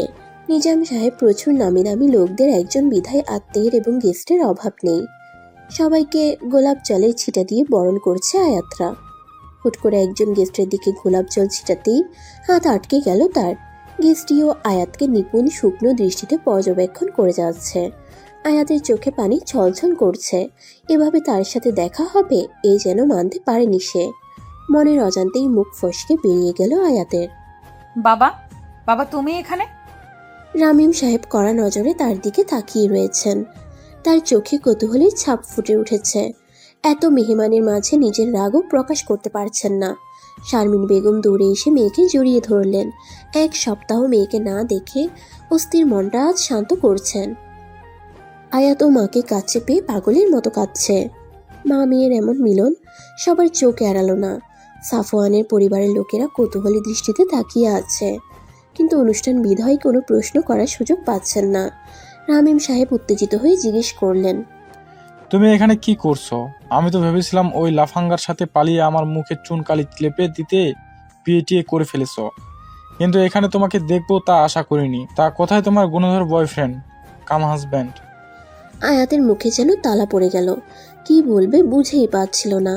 অমনি পেছন থেকে সাফওয়ান আয়াতের নাম ধরে ডেকে উঠে কাছে এসে ধীর কণ্ঠে বলে উঠে, স্টেজের কাছে যাও, মা তোমাকে খুঁজছে। ও তাহলে এই সেই ছেলে? কড়া কণ্ঠে প্রশ্নটি ছুড়ে দেন রামিম সাহেব। সাফওয়ান হতবাক দৃষ্টিতে রামিম সাহেবের দিকে একবার আরেকবার আয়াতের দিকে তাকাচ্ছে। মনে হাজারো প্রশ্নরা ভিড় করছে। আয়াতকে ইশারা করলে আয়াত ইশারাতেই জানাই বাবা মা। সাফওয়ান পারলে সেখান থেকে দৌড় মারে, কিন্তু আয়াতের মুখের দিকে তাকিয়ে ওখানেই দাঁড়িয়ে থাকে। রামিম সাহেব এগিয়ে এসে সাফওয়ানের সামনে দাঁড়িয়ে ধীর কণ্ঠে বললেন, তোমাকে দেখে ভদ্র বাড়ির ছেলে মনে হচ্ছে, কিন্তু তুমি এমন একটি কাজ করার আগে একবারও এটা ভাবলে না একটা পরিবারের কতটা অসম্মান হয় যখন বিয়ের কোণে বিয়ে থেকে পালিয়ে যায়? যাকগে, আমার মেয়ে তো আমার কথা একবার ভাবলও না, পালিয়ে আসলো তোমার সাথে। তা সুখে রাখতে পারছো তো তাকে, নাকি এখনো তোমার বাবার টাকাতেই খাওয়াচ্ছ তাকে? আঙ্কেল, আমার কথা একটিবার শুনুন। কি শুনবো? সেদিন তোমার মেয়ে তোমার মুখে চুনকালি মেখে এমন চলে যাবে, তারপর আমি তোমার কথা শুনবো। শারমিন চলো, আমি নিজামকে পরে সব বুঝিয়ে বলবো। রামিম সাহেবের চোখ ছলছল করছে। শারমিন বেগমের হাত ধরে বেরিয়ে যাচ্ছিলেন, তখন নিজাম সাহেবের মুখোমুখি হন তিনি। সাফওয়ানের যা ভয় ছিল সেটাই হয়েছিল। একে তার কোনো কথা রামিম সাহেব শুনতে রাজি নন। উপরে তিনি নিজাম সাহেবের বন্ধু মহলের একজন। যদি নিজাম সাহেবের কানে একবার যায় যে সে তার বন্ধুর মেয়েকে নিয়ে পালিয়েছে, খুব বড় ঝামেলা হয়ে যাবে। উপরে রামিম সাহেব ভাবছেন সাফওয়ানি সে যার জন্য তার মেয়ে পালিয়েছে। কপালে ঘাম জমতে শুরু হয়েছে তার। এখন কি করবে তার জানা নেই। আয়াতের দিকে তাকালে দেখতে পায় তার চোখে অশ্রুরা ভিড় করেছে। ছলছল নয়নে দাঁড়িয়ে আছে সে। সাফওয়ান শিওর সে সামনের আসন্ন বিপদকে দেখতে পাচ্ছে না। একটা বড় নিঃশ্বাস ফেলে আয়াতের হাত নিজের হাতের মুঠোয় নিল সে। যা হয়ে যাক, এই মেয়েটিকে আর কষ্ট পেতে দিবে না সে। রাত 12টা। বসার রুমে মুখ শক্ত করে বসে আছেন নিজাম সাহেব।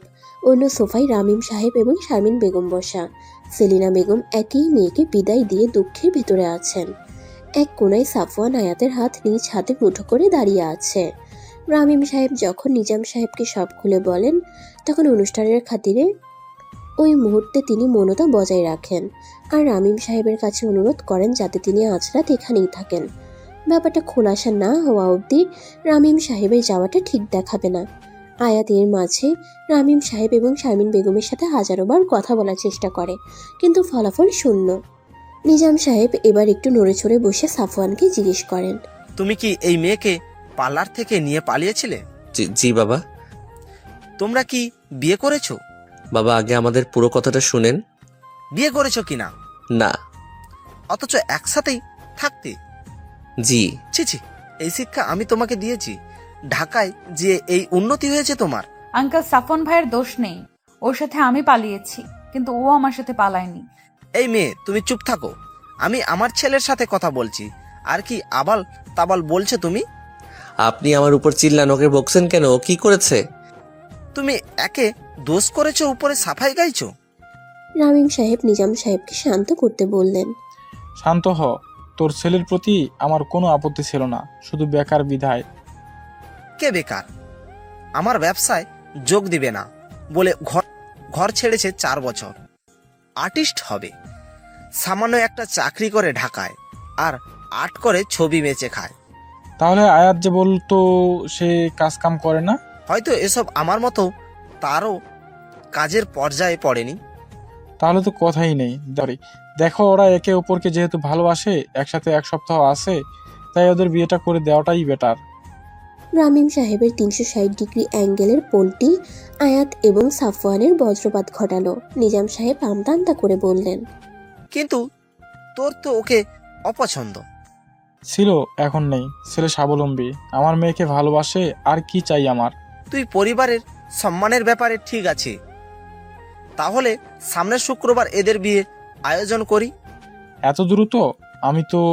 আরে একটা বিয়ের লোকজন তো আছেনি, আর তুইও লোকজন ডেকে নে, পরে ঢাকা আবার অনুষ্ঠান করে নিস। সাফওয়ান তাদের গাড়ি থামাতে বাদ সাধলেও লাভের লাভ কিছুই হয় না। এখন সব উপরওয়ালার উপর ছেড়ে দেওয়া ছাড়া উপায় নেই। রামিম সাহেব আয়াতের মাথায় হাত বুলিয়ে তাকে আদর করলেন, পরে সাফওয়ানকে জড়িয়ে ধরলেন। দুই পরিবার বিয়ের কথাই খুব খুশি। আয়াতে নিজের চুল ছিঁড়তে মন চাইছে, কেন সাফওয়ানের সাথেই বডিগার্ডদের সামনে পালাতে হলো। আর এখন যদি তারা বলে কাহিনী আসলে ঠিক তার উল্টো, তাহলে ঝামেলা বাড়বে বই কমবে না। রাত 3:30। ছাদে এক মাথা হতে অপর মাথা পাইচারি করে যাচ্ছে আয়াত। সাফওয়ানের আসার কথা, অথচ সে এখনো আসছে না। ইচ্ছে করছে ছাদ থেকে লাফ দিতে। এমন ডেড এন্ডে এসে পৌঁছেছে যে এর আগের পথের কোনো হদিস তার কাছে নেই। কাঁধে কারোর স্পর্শ পেতেই লাফিয়ে উঠে সে। পিছনে ফিরে দেখে মুখ কাচুমাচু করে দাঁড়িয়ে আছে সাফওয়ান। রাগী কণ্ঠে বলে ওঠে, এই আপনার আসার সময় হলো? কি করতাম, কাজিনরা ছাড়ার নাম নিচ্ছিল না। জানি জানি, আপনার অন্যার তো মরা কান্না লাগিয়েছে। এখন মেন পয়েন্টে আসি, কি প্ল্যান? কিসের? এই বিয়ে ভাঙার। I don't know. মানে আপনি না জানলে কে জানবে? কি দরকার ছিল ওই সময় বাবার সামনে আসার? এটা মোটেও আমার দোষ না। আমি তো না হয় বাবাকে কি বলবো বুঝছিলাম, কিন্তু তুমি কেন তোমার বাবাকে বোঝালে না? আপনার কি দরকার ছিল ঢাকায় যে স্বাবলম্বী হবার? ও এখন দোষ আমার? ওকে ফাইন, যা একটু ভেবেছিলাম বিয়েটাকে কেচিয়ে দেওয়ার চেষ্টা করবো, এখন মনে হচ্ছে অযথা। না না, যাবেন না। সরি, এবার বলুন কি প্ল্যান? প্ল্যান আপাতত এইটাই যে আমাদের বিয়ে করতে হবে। কি? তারপর 6 মাস পর আমরা ডিভোর্স আপিল করব। দেখো, বিয়ে আমাদের এমনিও করতে হতো ওমানে, তাই হয়তো কষ্ট না করে ট্রায়াল ম্যারেজ করে নেই। আর দেখো, এই উপায়ে আমাদের পরিবারের মানুষগুলো খুব খুশি। কতদিন পর তোর মা বাবা তোকে কাছে টেনে নিয়েছে বলো? পরে ডিভোর্সে ফ্যামিলি রাজি না হলে? আরে 6 মাস বহুত সময়। কিছু একটা প্ল্যান করে নিব, নো টেনশন। বিয়েতে চিল করো। এইটাই এখন সবচেয়ে বড় টেনশন। আপনার ফুপু পারলে আমাকে চিবিয়ে খায়, আর অন্যাও বিয়ের দিন না বিষ খাইয়ে দেয়। উফ। আয়াত সত্যি বিয়েটা করলে কি খুব খারাপ হবে? মানে? সাফওয়ান তখন আয়াতের কাছে এসে ওর মুখটা হাত দিয়ে আলতো করে ধরে, তারপর ধীর গলায় বলে, দেখো, তোমায় কোনো আঁচ লাগতে দিব না জীবনে। সুখে রাখার সব রকম চেষ্টা আমি করব, একটাবার বিশ্বাস করে দেখো। আয়াত হাঁ করে সাফওয়ানের মুখের দিকে তাকিয়ে আছে। লোকটি সত্যি বলছে? কি হচ্ছে এসব? ঠিক তখনই পিছন থেকে হাসির আওয়াজ শুনতে পায় সাফওয়ান। তাড়াতাড়ি আয়াতকে ছেড়ে একটু দূরে দাঁড়ায় সে। আয়াত খানিকটা অস্বস্তির মাঝে পড়ে যায়। পিছন থেকে সাফওয়ানের কাজিনসরা ফাজলামি স্বরে বলতে থাকে, ভাই 1 সপ্তাহ ওয়েট কর, বুঝতেছি তোর সইতেছে না, কিন্তু ঘরে সিনিয়র সিটিজেনের অভাব নাই। আমাদের বদলে তারা দেখলে আর একটা দক্ষযোগ্য বাধাই দিবে। ওদের হয়ে গেলে যা না, আয়াতের সাথে আমার কথা আছে। প্রচণ্ড বিরক্তিতে সাফওয়ান বলে ওঠে। কাজিনদের ভেতরে প্রণয় নামের ছেলেটি তখন বুকে হাত দিয়ে মজার ছলে বলতে থাকে, আহারে, আমাদের সেলিম আনারকলি, এই জালিম দুনিয়া তাদের ভালোবাসার পথে বাধা হয়ে গেছে।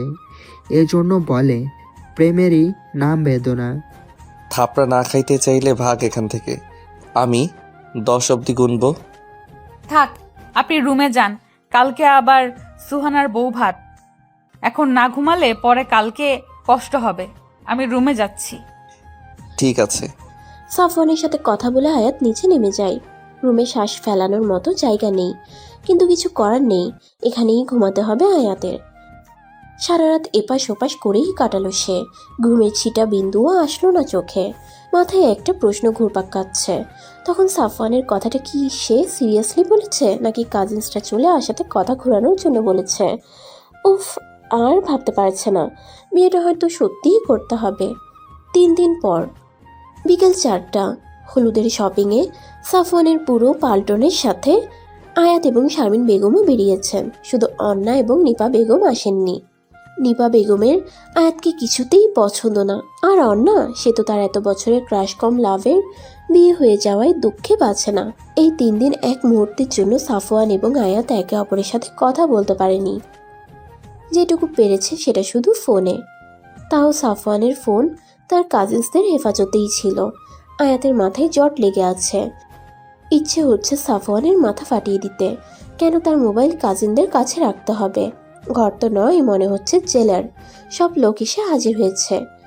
দোকানে সকলের শাড়ি সিলেকশনে যখন ব্যস্ত, তখন আয়াত এক কোণায় বসে তার ভবিষ্যৎ নিয়ে চিন্তা করতে ব্যস্ত। কেন যেন সব কিছু এলোমেলো লাগছে।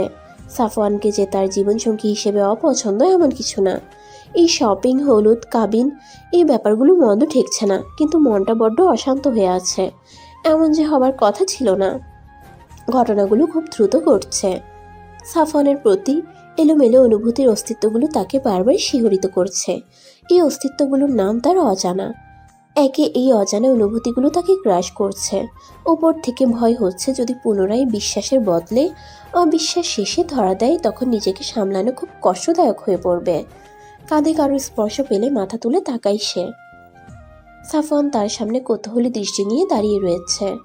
আয়াতের ছলছল নয়ন সাফওয়ানের বুকে চিনচিনে ব্যথার সৃষ্টি করছে। কেন জানে এই মেয়ের কান্না সাফওয়ানের মাঝে অসহায়ত্বের অনুভূতি জাগায়। কিছুতেই নিজেকে ঠিক রাখতে পারে না। তখন কিছু বলতে যাবে তার আগেই সেলিনা বেগম আয়াতকে ডেকে ওঠে। শাড়ির সিলেকশনের জন্য তার মতামত যে দরকার। বেশ কিছু শাড়ি একের পর এক তার উপর ট্রায়াল করিয়ে শেষমেশ একটি কাঁচা হলুদ শাড়ি সিলেক্ট করা হলুদের জন্য। এবার বিয়ের শাড়ির পালা। ভারী ভারী কাতান বেনারসি একত্র করা হয়েছে। আয়াতের ধৈর্যের বাঁধ ভাঙতে লেগেছে। এমন ভারী কিছু তার ভালো লাগে না। উপর থেকে এখানে আড়ত লাগিয়েছে জমকালো শাড়ির। তখন এক আতি সিম্পল লাল টকটকে শাড়ির উপর মিহি কাজের একটি শাড়ি এগিয়ে দিল। শাড়িটি দেখে সেলিনা বেগমের প্রথম বাক্য, এটা তো অনেক সিম্পল রে সাফু, তোর এটা ভালো লেগেছে? আমার বউ তো সিম্পলের মধ্যেই গর্জিয়াস। আর ওর ওজন দেখছো? তুলোর সাইজের। এক রত্তি মেয়ে এই ভারী শাড়ির নিচে ভেটকে পড়ে থাকবে। আমার তখন বউ শাড়িতে খোঁজা লাগবে। এটাই ঠিক আছে। আয়াত, এটা পরে আসো তো।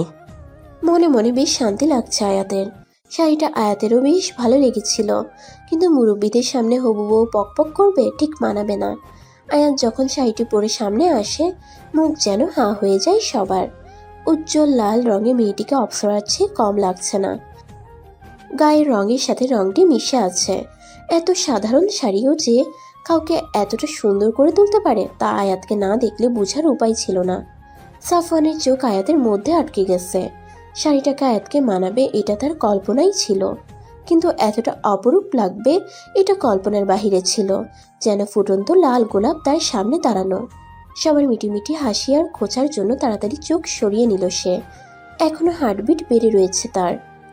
সাফওয়ানের চোখে আয়াতের প্রতি অনুভূতিগুলো একজন মানুষের শুকনো চোখ এড়ালো না। রাত 10টা। খাবারের পরে ছাদের কোনায় দাঁড়িয়ে আছে সাফওয়ান। পরিস্থিতি শিকার হয়ে বিয়ে তো করছে, কিন্তু ইফাত নামক বাধাটা এখনো রয়ে গেছে। ইফাদের ফোন অফ, যোগাযোগের উপায় পাচ্ছে না। বন্ধুদের জানিয়ে দিয়েছে যাতে ইফাদের খোঁজ পেলে তাকে জানানো হয়। এত দ্রুত এত কিছু হচ্ছে। আয়াতের উপর কতটা মানসিক চাপ পড়ছে সেটা সাফওয়ানের অজানা নয়। ছাদের কোনায় দাঁড়িয়ে হাজারো প্রশ্নের উত্তর খুঁজতে ব্যস্ত। তখন পেছনে কারোর উপস্থিতি অনুভব করে সে। পেছন ফিরতেই দেখে রবিন দাঁড়িয়ে রয়েছে তার সামনে। মুচকি হেসে প্রশ্ন করলো, কিছু বলবেন দুলা ভাই? পরশু তো শালামশাইয়ের গায়ে হলুদ, 3 দিন বাদে বিয়ে। আয়াতকে বলছো কতটা ভালোবাসো? ভালোবাসা মানে কি যে যা তা বলছেন দুলা ভাই, এটা পরিস্থিতির টানাপোড়েনের কারণে করতে বাধ্য হচ্ছি। আসলে কি তাই শালামশাই? বুকে হাত দিয়ে বলতে পারবে তুমি একটুও ভালোবাসো না আয়াতকে? চোখ বন্ধ করলে মেয়েটা তোমার ভাবনার বিচরণ করে না?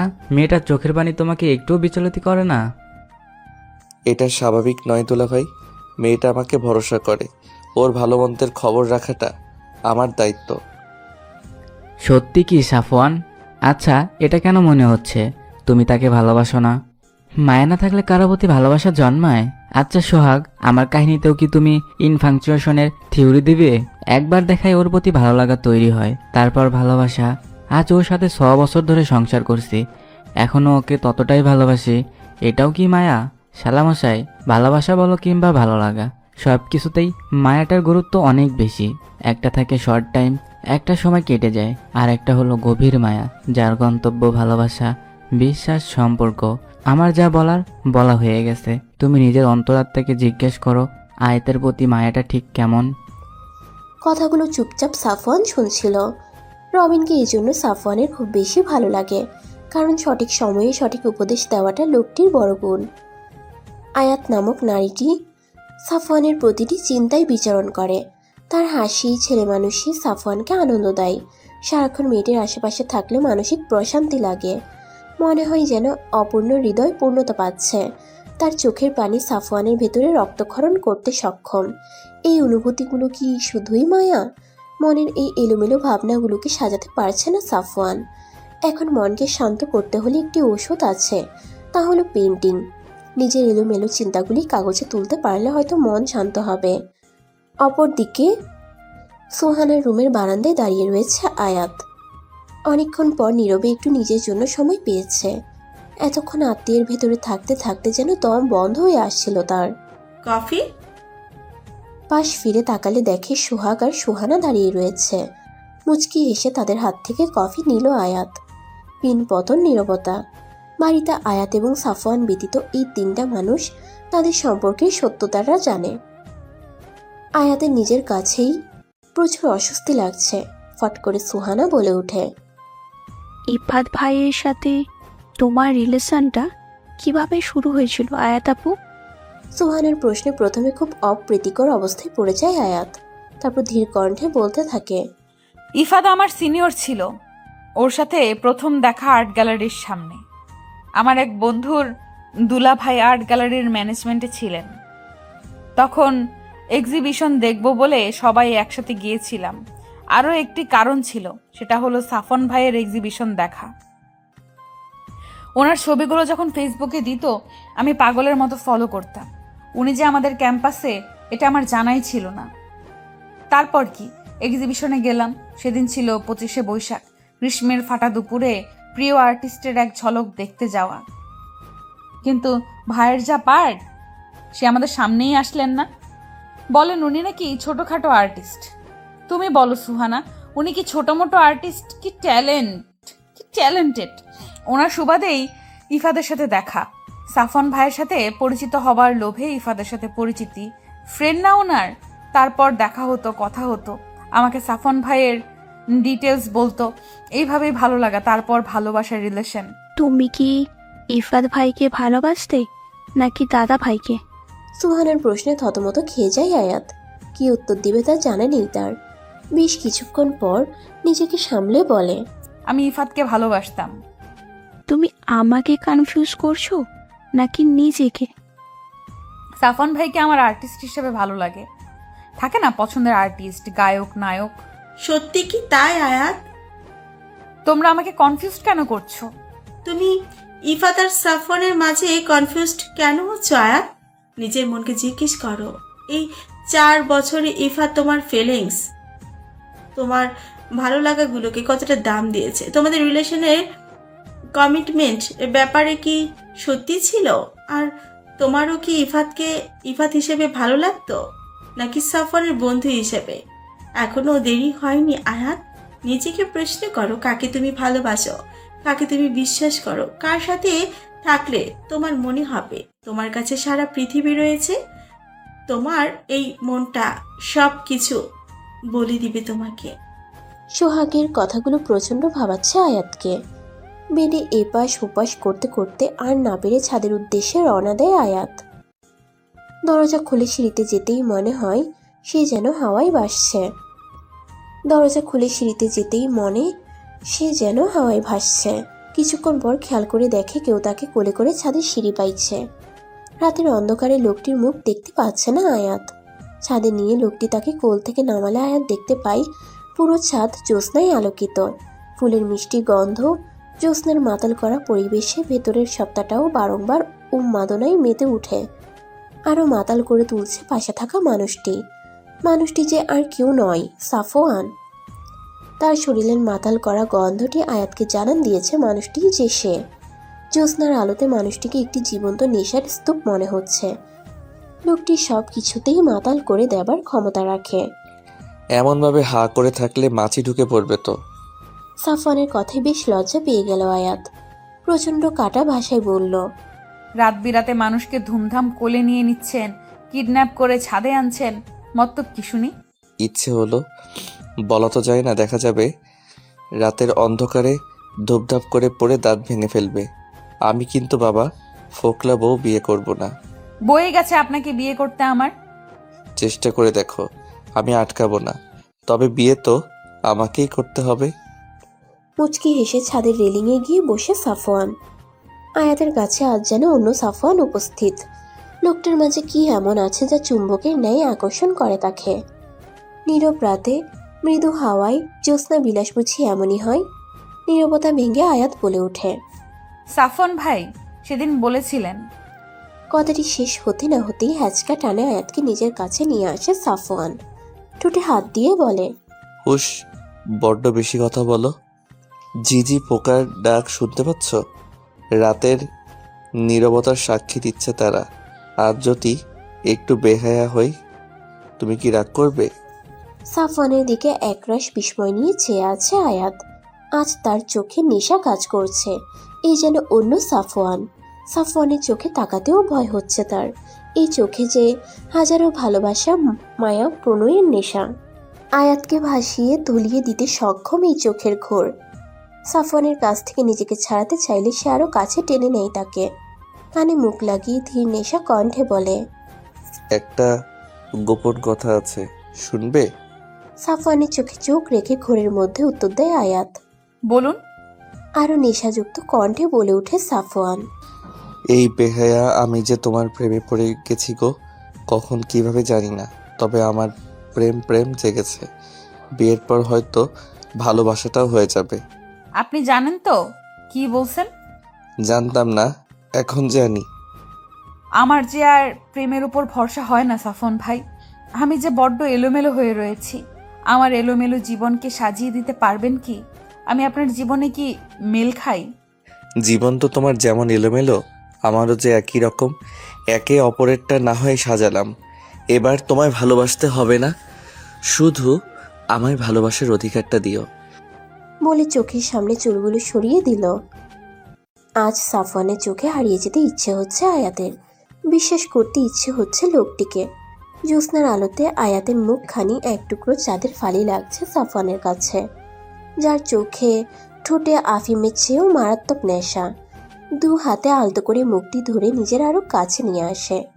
আয়াতের কাপা কাপা ঠোঁট যেন আরো ঘোরের মাঝে ফেলে দিচ্ছে তাকে। আজ একটু বেহায়া হলে কি খুব দোষ হবে? দুই ওষ্ঠ যুগলের মাঝে দূরত্ব মিটিয়ে নিজের পিপাসা মেটাতে ব্যস্ত হয়ে পড়ে সাফওয়ান। নিজের ঠোঁটের উপর আরেক জোড়া উত্তপ্ত ঠোঁটের ছোঁয়া পেতেই অজানা আবেশে নিজেকেও হারিয়ে ফেলে আয়াত। অজান্তেই হাত জোড়া সাফওয়ানকে আঁকড়ে ধরে। অজান্তেই চোখ বেয়ে নোনা জলের আগমন ঘটে। আজকের রাত্রি যেন সাফওয়ান এবং তার অনুভূতিগুলোর মিশ্রণের সাক্ষী। কিছু সময় পর সাফওয়ানের ঠোঁট তার ঠোঁট জোড়াকে ছেড়ে দিলে আয়াতের হুঁশ ফিরে। এতক্ষণ যেন একটি ঘোরের মাঝে ছিল সে। ঘোর কেটে যেতেই আবারও হাজার প্রশ্নের ভিড় জমে আয়াতের মনে। আবেগের বশে ভুল করছে না তো সে? এক মুহূর্ত দেরি না করে দৌড়ে বেরিয়ে যায় সে। সাফওয়ান হতভম্ব চোখে তার যাওয়ার পানে তাকিয়ে থাকে। দুদিন পর সকাল 11টা। হলুদের অনুষ্ঠান ধুমধাম করে অনুষ্ঠিত হবার পর এখন অপেক্ষা কালকের বিয়ের। এই 2 দিন আয়াত না পারতে সাফওয়ানের সামনে আসেনি। সাফওয়ান হাজারো বার তার সামনে যাওয়ার চেষ্টা করছে, কিন্তু তাতে লাভ হয়নি। অনুতাপ এবং একরাশ অভিমানে ভিতরটা তীব্র আগুনে দগ্ধ হচ্ছে সাফওয়ানের। তবে কি আয়াত এখন ইফাতকেই ভালোবাসে? এখনো সে ইফাদের অপেক্ষায় আছে? তবে কি সাফওয়ানের ভালোবাসার সামান্যতম মূল্যটিও তার কাছে নেই? প্রণয়ের ডাকে সাফওয়ানের হুঁশ ফিরে। তোকে বড় মা নিচে যেতে বলছে তো। এখন কেন? আরে কে জানে এসেছে, তোকে খুঁজছে, জানা। আচ্ছা, বেশি বকিস না। নিচে যেতেই দেখে সেলিনা বেগমের সাথে হাসি মুখে একটি ছেলে কথা বলছে। ছেলেটির পিঠ তার দিকে, তাই মুখটি দেখতে পাচ্ছে না। সাফওয়ান নিচে নামতেই সেলিনা বেগম বলে ওঠেন, সাফওয়ান চলে এসেছে। ছেলেটি পিছন ফিরতেই আকাশটা ভেঙে পড়ে সাফওয়ানের সামনে দাঁড়ানো শ্যাম বর্ণের লম্বা ছিপছিপে গরনের ছেলেটি যে আর কেউ নয়, ইফাত। মুচকি হেসে টিটকারির ছলে বলে ওঠে, বিয়ে করেছিস, দাওয়াতও দিলি সাফওয়ান, এই বুঝে আমাদের বন্ধুত্ব? বেলা 12টা। মুখোমুখি বসে আছে আয়াত এবং ইফাত। আজ 2 সপ্তাহ পর ইফাতকে দেখছে সে। একরাশ ঘৃণা আয়াতের চোখে ফুটে উঠেছে। কোথায় ছিল সে যখন সারা রাত কাজে অফিসের বাহিরে এক কাপড়ে তাকে দাঁড়িয়ে থাকতে হয়েছে? কোথায় ছিল সে যখন পুলিশের থানায় জেলে যাবার ভয়ে মিথ্যে বলতে হচ্ছিল? কোথায় ছিল সে যখন বাবা তার সাথে কথা বলা বন্ধ করে দিয়েছিল? থাকার জায়গা নিয়ে চিন্তা করতে হতো তাকে। এখন যখন মনটাকে স্থির করে ফেলেছে, এখন কেন তার আগমন ঘটল? আয়াত, তুমি নাকি আমাকে ছাড়া বাঁচতে পারবে না, তো এখন কি করছো? 2 সপ্তাহে ভালোবাসা উবে গেল? আরে বাবা, একটা জমির কাজে ইমিডিয়েটলি সিলেটে বাবার সাথে যেতে হয় আমাকে। মোবাইল হারিয়ে যাওয়ার জন্য কন্ট্যাক্ট করতে পারছিলাম না, তাড়াহুড়ো করে ফিরে এসেছি তোমার জন্য। এসে শুনছি সাফওয়ানের গলায় ঝুলে গেছো তুমি। এই তোমার লয়ালিটি, এই তোমার ভালোবাসা? মুখ সামলে কথা বলো ইফাত। এতদিন পর আমি কেমন আছি না জিজ্ঞেস করে তুমি আমার কাছে জবাব দিতে চাইছো? কি সামলাবো? আমার জিএফ আমার বন্ধুকে কাল বিয়ে করতে যাচ্ছে, আর আমি কিনা এখানে তোমার সাথে প্রেমালাপ করব? আচ্ছা, কেমন আছো? তুমি কি আদৌ জানো এতদিন আমরা কিসের মধ্যে দিয়ে যাচ্ছিলাম? তুমি কি আদৌ জানো আমি তোমাকে খুঁজতে তোমার বাসা অবধি পর্যন্ত গিয়েছিলাম? ইসরাতকে পাগলের মতো ফোন করেছি। তোমার বন্ধুদের যে চোর ফোন চুরি করেছে সে হসপিটালে ভর্তি ছিল, তাকে তুমি ভেবে দৌড়ে গিয়েছি। এখন তুমি কিনা আমার লয়্যালটি নিয়ে প্রশ্ন করছো? কি রাইট আছে তোমার? আমি লয়াল নই, রাস্তার মেয়ে যে কিনা যখন যে পুরুষ পাই তার গলায় ঝুলে পড়ি? জানো তো কতটা ভালোবাসি তোমায়। সাফওয়ান যদিও আমাকে সব বলেছে, তবুও তোমাদের বিয়ের কথাটা শুনে পাগল পাগল লাগছিল। সরি বাবু, আর হবে না, সরি। কাপা কাপা কণ্ঠে বলতে লাগলো আয়াত। ইফাত তখন আয়াতকে জড়িয়ে ধরে শান্ত কণ্ঠে বলতে লাগলো। এই দৃশ্যটি একজনের চোখ এড়ালো না। সেদিন রাতের উত্তর আজ তার কাছে পরিষ্কার। শুধু শুধু দুজন প্রেমিক প্রেমিকার মাঝে তৃতীয় ব্যক্তি হয়ে কি লাভ? সাফওয়ান আর না দাঁড়িয়ে সেখান থেকে প্রস্থান করে। বিয়ের দিন সন্ধ্যা 7টা। বর বেশি স্টেজে বসে রয়েছে সাফওয়ান। ইফাত বিয়েতে উপস্থিত, কিন্তু কালকের দুপুরের পর আর সাফওয়ান তার সামনে যায়নি। বুকের ব্যথাগুলো তীব্র হয়ে যাচ্ছে তাকে দেখলে। কাজী সাহেব তার কাছে বিয়ের সব কথা বলে জিজ্ঞেস করে, আপনি কি এই বিয়েতে রাজি? রাজি থাকলে বলুন কবুল। তখন প্রণয় কানে কানে এসে কিছু একটা বলে সাফওয়ানকে। প্রণয়ের কথাটা শুনেই সাফওয়ান বলে ওঠে, সত্যি? মাত্র সুহানা বলল। কাজী সাহেব পুনরায় একই কথাই বললেন। আপনি কি এই বিয়েতে রাজি? রাজি থাকলে বলুন কবুল। মুচকি হেসে সাফওয়ান বলে ওঠে, কবুল। সবাই একসাথে আলহামদুলিল্লাহ বলে ওঠে। ইফাত এক কোণায় দাঁড়িয়ে ম্লান হাসি হেসে বেরিয়ে যায়। রাতের একা আকাশে আজ তাকে একাই হাঁটতে হবে। নিজের সামান্য দায়িত্বহীনতার জন্য সবচেয়ে দামি জিনিস সে হারিয়ে ফেলেছে। আয়াতের প্রতি তার ভালোবাসাতে বুঝে অনেক বড় ফাঁক থেকে গেছে, তাই তো আজ সে অন্য কারোর হয়ে গেছে। সেদিন তাই স্পষ্ট তাকে ফিরিয়ে দিয়েছিল আয়াত। সেদিন জানো তো কতটা ভালোবাসি তোমায়। সাফওয়ান যদিও আমাকে সব বলেছে, তবুও তোমাদের বিয়ের কথাটা শুনে পাগল পাগল লাগছিল। সরি বাবু, আর হবে না, সরি। নিজের থেকে ইফাতকে সরিয়ে একটু দূরে দাঁড়ায়। ইফাতের চোখে চোখ রেখে বলে, সেদিন যখন আমার তোমাকে সব থেকে বেশি দরকার ছিল তুমি তখন আমার পাশে ছিলে না। ফোন হারিয়েছিল, কিন্তু পৃথিবীর উপর থেকে ফোন তো আর শেষ হয়ে যায়নি। অথচ তুমি আমাকে একটাবার জানাওনি। আমি পাগলের মতো তোমায় খুঁজেছি। আমি তোমাকে দোষ দিব না ইফাত, তোমার সাথে সেই মুহূর্তে যেটা জরুরি মনে হয়েছে তুমি করেছো, কিন্তু আমি তোমায় আর ভালোবাসি না ইফাত। এতদিন আমি কনফিউশনে ভুগেছি, কেন আমি বারবার সাফওয়ান ভাইয়ের প্রতি আকৃষ্ট হচ্ছি। আজ আমার কাছে সেটা পানির মতো পরিষ্কার। আমি তাকে ভালোবাসি, প্রচুর ভালোবাসি। থ্যাংক ইউ আমার সামনে আবার আসবার জন্য। নয়তো আমি নিজের মনকে বোঝাতেই পারতাম না। ভাবতাম ভুল করছি, কনফিউজড থাকতাম। কিন্তু আজ আমার কনফিউশন ক্লিয়ার হয়ে গেছে। Thank you. তুমি অনেক ভালো একটা মানুষ। আজ যদি তোমার সাথে আবার জড়িয়ে পড়তাম, তবে সেটা তোমার বা আমার কারোর জন্যই ভালো হতো না। কারণ আমি তোমার স্বচ্ছ থাকতাম না। আমার মনে তো এখন অন্য কারো রাজত্ব। আমাকে ক্ষমা করে দিও ইফাত। I am sorry. কিন্তু আমি সাফওয়ান ভাইকে ভালোবাসি, প্রচুর ভালোবাসি। সরি। বর্তমান ইফাতের চোখ বারবার ভিজে যাচ্ছে। সে যে আজ নিঃস্ব, তবে একটাই সান্ত্বনা, আয়াত তাকে ঠকায়নি, তার কাছে নিজেকে স্বচ্ছ রেখেছে। এখন মন তো কখন কাকে নিজের সিংহাসনে বসিয়ে দেয় কেউ জানে না। রাত 12টা। খুব তোড়জোড় করে শেষমেশ পাশের ঘরে ঢোকার সুযোগ পেল সাফওয়ান। ঘরে ঢুকে দেখল মোমের আলোয় ঘরটাকে নতুন বউয়ের ন্যায় সাজানো হয়েছে। খাটটা পুরো সাদা আর লাল গোলাপে মোড়া। এর মাঝে লাল শাড়ি পরে ঘোমটা দিয়ে এক রূপবতী বসা। চাঁদের আলো জানালার ফাঁক দিয়ে ঘরের ভেতর উপচে পড়ছে। রূপবতীটি যে সাফওয়ানের মায়াবতী, যার নেশায় আজকাল সে মত্ত থাকে। ধীর পায়ে আয়াতের পাশে গিয়ে বসে। সাফওয়ানের উপস্থিতি আয়াতের হার্টবিট বাড়িয়ে তুলছে। দম বন্ধ হয়ে যাওয়ার উপক্রম হচ্ছে তার। আলতো করে তার হাতে নিজের হাত রেখে মজার ছলে সাফওয়ান বলে, ইফাত চলে গিয়েছে। ভেবেছিলাম তুমি হয়তো ওর সাথেই চলে যাবে। সমস্যা নেই, আমি একটা লয়ারের সাথে কথা বলে 6 মাস পর আমাদের ডিভোর্সের ব্যবস্থা করে ফেলবো। আয়াতকে চুপ থাকতে দেখে আলতো হাতে ঘোমটা সরাই সাফওয়ান। 2 হাতে আয়াতের মুখ আলতো করে উঁচু করে সে। আয়াতের চোখে পানি চিকচিক করছে। আয়াতের চোখে চোখ রেখে শান্ত কণ্ঠে বলে ওঠে, তুমি তো এটাই চেয়েছিলে, তবে আর চোখে পানি যে। আপনি কি সত্যিই বোঝেন না, নাকি বুঝেও না বোঝার ভান করেন? কাঁপা কাঁপা গলায় আয়াত বলে ওঠে, কি বুঝবো? তুমি যদি বুঝিয়ে না বলো, বুঝবো কিভাবে? সবকিছু বলে বোঝাতে হয়? হয় বই কি, কিছু জিনিস বলে করে বোঝাতে হয়। এতদিন তো তুমি যা বলেছ আমি তাই বুঝেছি। দেখো না, বিয়ে ভাঙার কথা বলেছ, আমি সেটার চেষ্টা করেছি।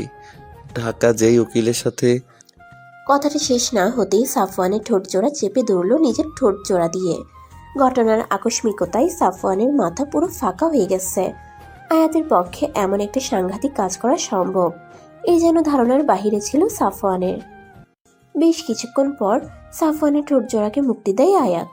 শাড়ির আঁচলটা মাঝায় বেঁধে সাফওয়ানের কলার চেপে ধরে রাগী গলায় বলে, আর একবার যদি ডিভোর্সের কথা শুনেছি তো দেখবেন আমি কি করি। ফাইজলামি পাইছেন? এত যখন আমাকে অপছন্দ, তাহলে সেই রাতে কেন আমাকে বলেছিলেন ভালোবাসি? ইফাদের সাথে চলে গেলে খুশি হতেন বুঝি? আপনি কি ভেবেছেন এত সহজে আপনাকে মুক্তি দিব? সারা জীবন এইভাবে আমাকে সহ্য করতে হবে, আর মরে গেলে ভূত হয়ে আপনার ঘাড়ে চড়ে বসবো, কিন্তু আমার থেকে আপনার নিস্তার নেই। বলতে বলতেই চোখ থেকে পানি গড়িয়ে পড়ছে আয়াতের। প্রচুর কান্না পাচ্ছে তার। লোকটা এমন কেন? যদি দূরে ঠেলে দেবার ইচ্ছা ছিল তবে কেন কাছে টেনে নিয়েছে? সাফওয়ান মুচকি হেসে হ্যাচকা টানে তাকে বুকে আগলে ধরল, কানে মুখ লাগিয়ে বলল, এবার নিজ ইচ্ছায় আমার কাছে এসেছো। এবার যদি তুমি চাইলেও আমি তোমাকে ছাড়বো না, এইভাবে শক্ত করে নিজের কাছে রেখে দিব। সত্যি? তাহলে এতক্ষণ যে। ওইটা একটা ছোট্ট শাস্তি ছিল আমাকে এই 3 দিন কষ্ট দেওয়ার জন্য। আমি তো সত্যি সত্যি বিয়েটা না করার সিদ্ধান্ত নিয়েছিলাম, কিন্তু আজ যখন প্রণয় কানে কানে বলল তুমি নিজ থেকে ইফাতকে ফিরিয়ে দেবার কথা সুহানাকে জানিয়েছ, আমার অশান্ত মন শান্ত হয়ে গিয়েছিল। তাই দেরি না করে কবুলটা বলে দিয়েছি। আপনি খুব খারাপ। এখনো তো কিছুই দেখাই নাই, এখনই খারাপ হয়ে গেলাম? আমি কিচ্ছু দেখবো না। তা বললে তো হবে না, এখন সে অনেক কিছু দেখার বাকি রয়েছে। কি? আসো আমার সাথে। বলে কোলে তুলে নিল আয়াতকে। সাফওয়ানের রুমের ভেতরে একটি ছোট স্টোর রুমের মতো জায়গা রয়েছে, যেখানে সাফওয়ান বাসায় থাকতে ড্রয়িং করত, যাকে সে তার কল্পনার রাজ্য বলে। তার সকল সৃষ্ট সকল শিল্প সেখানে মজুদ। আয়াতকে কোলে করে তার কল্পনার রাজ্যে নিয়ে যায় সে। একটি চেয়ারে তাকে বসিয়ে সামনে থাকা সকল ড্রয়িং বোর্ডের উপর থেকে কাপড় সরিয়ে দেয়। আয়াতের চোখ যেন বিশ্বাস করতে চাচ্ছে না। সবগুলো ক্যানভাসে তার পোর্ট্রেট, রং তুলির আঁচড়ে আঁকা এক একটি জীবন্ত আয়াত তার সামনে। অজান্তেই নোনা জলের ভিড় জমেছে চোখে তার। এখনই চোখগুলো তাদের মুক্তি দিবে যেন। ধরা গলায় বলে ওঠে, আপনিই তো বলেছিলেন আমার চেহারা ক্যানভাসে তোলার যোগ্য নয়। নয়ই তো, তাই তো শুধু ক্যানভাসে থাকবে এই চিত্র। তাই বুঝি? তাই তো এই সারপ্রাইজটা তোমাকে দেওয়ার ছিল। বলে আয়াতের কপালে উষ্ণ ঠোঁটের পরশ দেয়। আজ রাতে তোমাকে ভালোবাসার অধিকার দিবে আয়াত। আমি তো মানা করিনি। তবে একটু বেহায়া হতে দোষ নেই বলো। বলেই পুনরায় কোলে তুলে নেয় আয়াতকে। আয়াতকে বিছানায় শুইয়ে রুমের মোমগুলো নিভিয়ে দেয় সে। রাতের নীরবতা, চাঁদের কালো সাক্ষী হলো তাদের মধুর মিলনের। কিছু আর্তনাদ, কিছু উষ্ণ নিঃশ্বাসের মধ্য দিয়ে সুখ কুড়াতে ব্যস্ত তারা। আজ তাদের ভালোবাসা পূর্ণতা পেল। 3 বছর পর হাসপাতালের অপারেশন থিয়েটারের বাহিরে পায়চারি করছে সাফওয়ান। টেনশনে শ্বাস আটকে যাচ্ছে তার। আয়াত এবং তার পরিবারের সবাই সেখানে উপস্থিত। বারবার সান্ত্বনা দিচ্ছেন রামিম সাহেব, কিন্তু কিছুতেই সাফওয়ানকে শান্ত করতে পারছেন না তিনি। আজ যে আয়াতের ডেলিভারি 1 ঘন্টা হয়ে গেছে, এখনো কোনো খবর নেই। এমনিতেই আয়াতের অবস্থা সিরিয়াস ছিল, আর্লি লেবার পেইন উঠেছে। মাত্র 7 মাস চলছে প্রেগন্যান্সির। ভয়ে গলা শুকিয়ে যাচ্ছে সাফওয়ানের। থিয়েটারে ঢোকার আগে আয়াত বলেছিল, যদি এবার ফিরে না আসি তবে জেনে রেখো খুব ভালোবাসি তোমায়। কথাটা মনে পড়তেই চোখ ভিজে আসছে সাফওয়ানের। ঠিক তখনই ডক্টরের আগমন ঘটে। ছুটে গিয়ে কাছে যেতেই প্রথম প্রশ্ন ছিল, আয়াত কেমন আছে ডক্টর? কংগ্রাচুলেশন, আপনার জমজ মেয়ে হয়েছে। আচ্ছা, আয়াত কেমন আছে? নাজ মেয়েদের নিয়ে আসছেন। আপনার মেয়েরা প্রেমাচুরে, কিন্তু আলহামদুলিল্লাহ ভালো আছে। আপনি কি খুশি নন মিস্টার সাফওয়ান? আরে ধুর, আমার ওয়াইফ কেমন আছে সেটা বলেন। দম আটকে যাচ্ছে আমার। আলহামদুলিল্লাহ ভালো আছেন, একটু উইক, 1 সপ্তাহ রেস্ট করতে হবে। ভয়ে ভয়ে ডাক্তার বলে কথাগুলো। আয়াত ঠিক আছে শুনতেই সাফওয়ান খেয়াল করলো ডাক্তার বলেছিল তার মেয়ে হয়েছে, তাও জমজ। খুশিতে পাগল প্রায় হয়ে গেছে সে। নার্স যখন মেয়েদের নিয়ে এসেছে, সাফওয়ানের কাছে মনে হয়েছে ছোট দুটো আয়াত তার কাছে নিয়ে এসেছে নার্স। দুজনকে একসাথে কোলে নিয়ে নিল সে। মনে হচ্ছে পৃথিবীর সব থেকে সুখী ব্যক্তি সে। 3 ঘন্টা পর আয়াতের জ্ঞান ফিরলে দেখে সবাই ঝুঁকে তার দিকে তাকিয়ে রয়েছে। সবার মাঝে সে তার সাফওয়ানকেই খুঁজে যাচ্ছিল। ধীর কণ্ঠে শারমিন বেগমকে জিজ্ঞেস করে, সাফওয়ান? ওই যে আসছে। সবার পেছন থেকে সাফওয়ান বেরিয়ে এলো। নার্সরা একে একে 2 মেয়ে আয়াতের পাশে রাখে। আয়াতের চোখে পানি চিকচিক করছে। ভেবেছিল হয়তো এই খুশি তার দেখা হবে না। সবাই রুম থেকে বেরিয়ে গেলে সাফওয়ান আলতো হাতে আয়াতকে উঠে বসিয়েছে। বাচ্চাগুলো একজনকে আয়াতের কোলে দিয়ে আরেকজনকে নিজের কোলে নেয় সে। আয়াতের পাশে বসলে আয়াত ধীরে তার মাথাটা সাফওয়ানের কাঁধে হেলিয়ে দেয় আর বলে, কার মতো হয়েছে বলো তো? তোমার মতো। থ্যাংক ইউ ফিরে আসার জন্য। আল্লাহ চেয়েছেন তাই ফিরে আসতে পেরেছি। তুমি খুশি তো? খুব খুব খুশি। তবে আমরা আর এই বাচ্চা নেওয়ার কথা ভাববো না। কেন? আমার দম বন্ধ লাগছিল তোমাকে ছাড়া। যদি কিছু হয়ে যেত আমি কি করতাম তখন? পাগল হয়ে যেতাম, সত্যি বলছি। তুমি সত্যিই পাগল। ওদের নাম কি রাখবে? ভাবিনি। আমি বলি আলপনা এবং কল্পনা। থুর, এই আধ্যাত্মিক নাম আমি রাখবো না। কেন? সুন্দর তো। না বলেছি মানে না। আমি ওদের বাবা। তো মানে কি? এভাবেই আবার খুনছুটিতে মেতে উঠল আয়াত এবং সাফওয়ান। তাদের জীবনে এই অধ্যায়ের মধুরেন সমাপয়েত ঘটেছে। তাদের ভালোবাসার মধুরেন সমাপয়েত ঘটেছে। থাকুক তারা তাদের মতো সুখে আজীবন।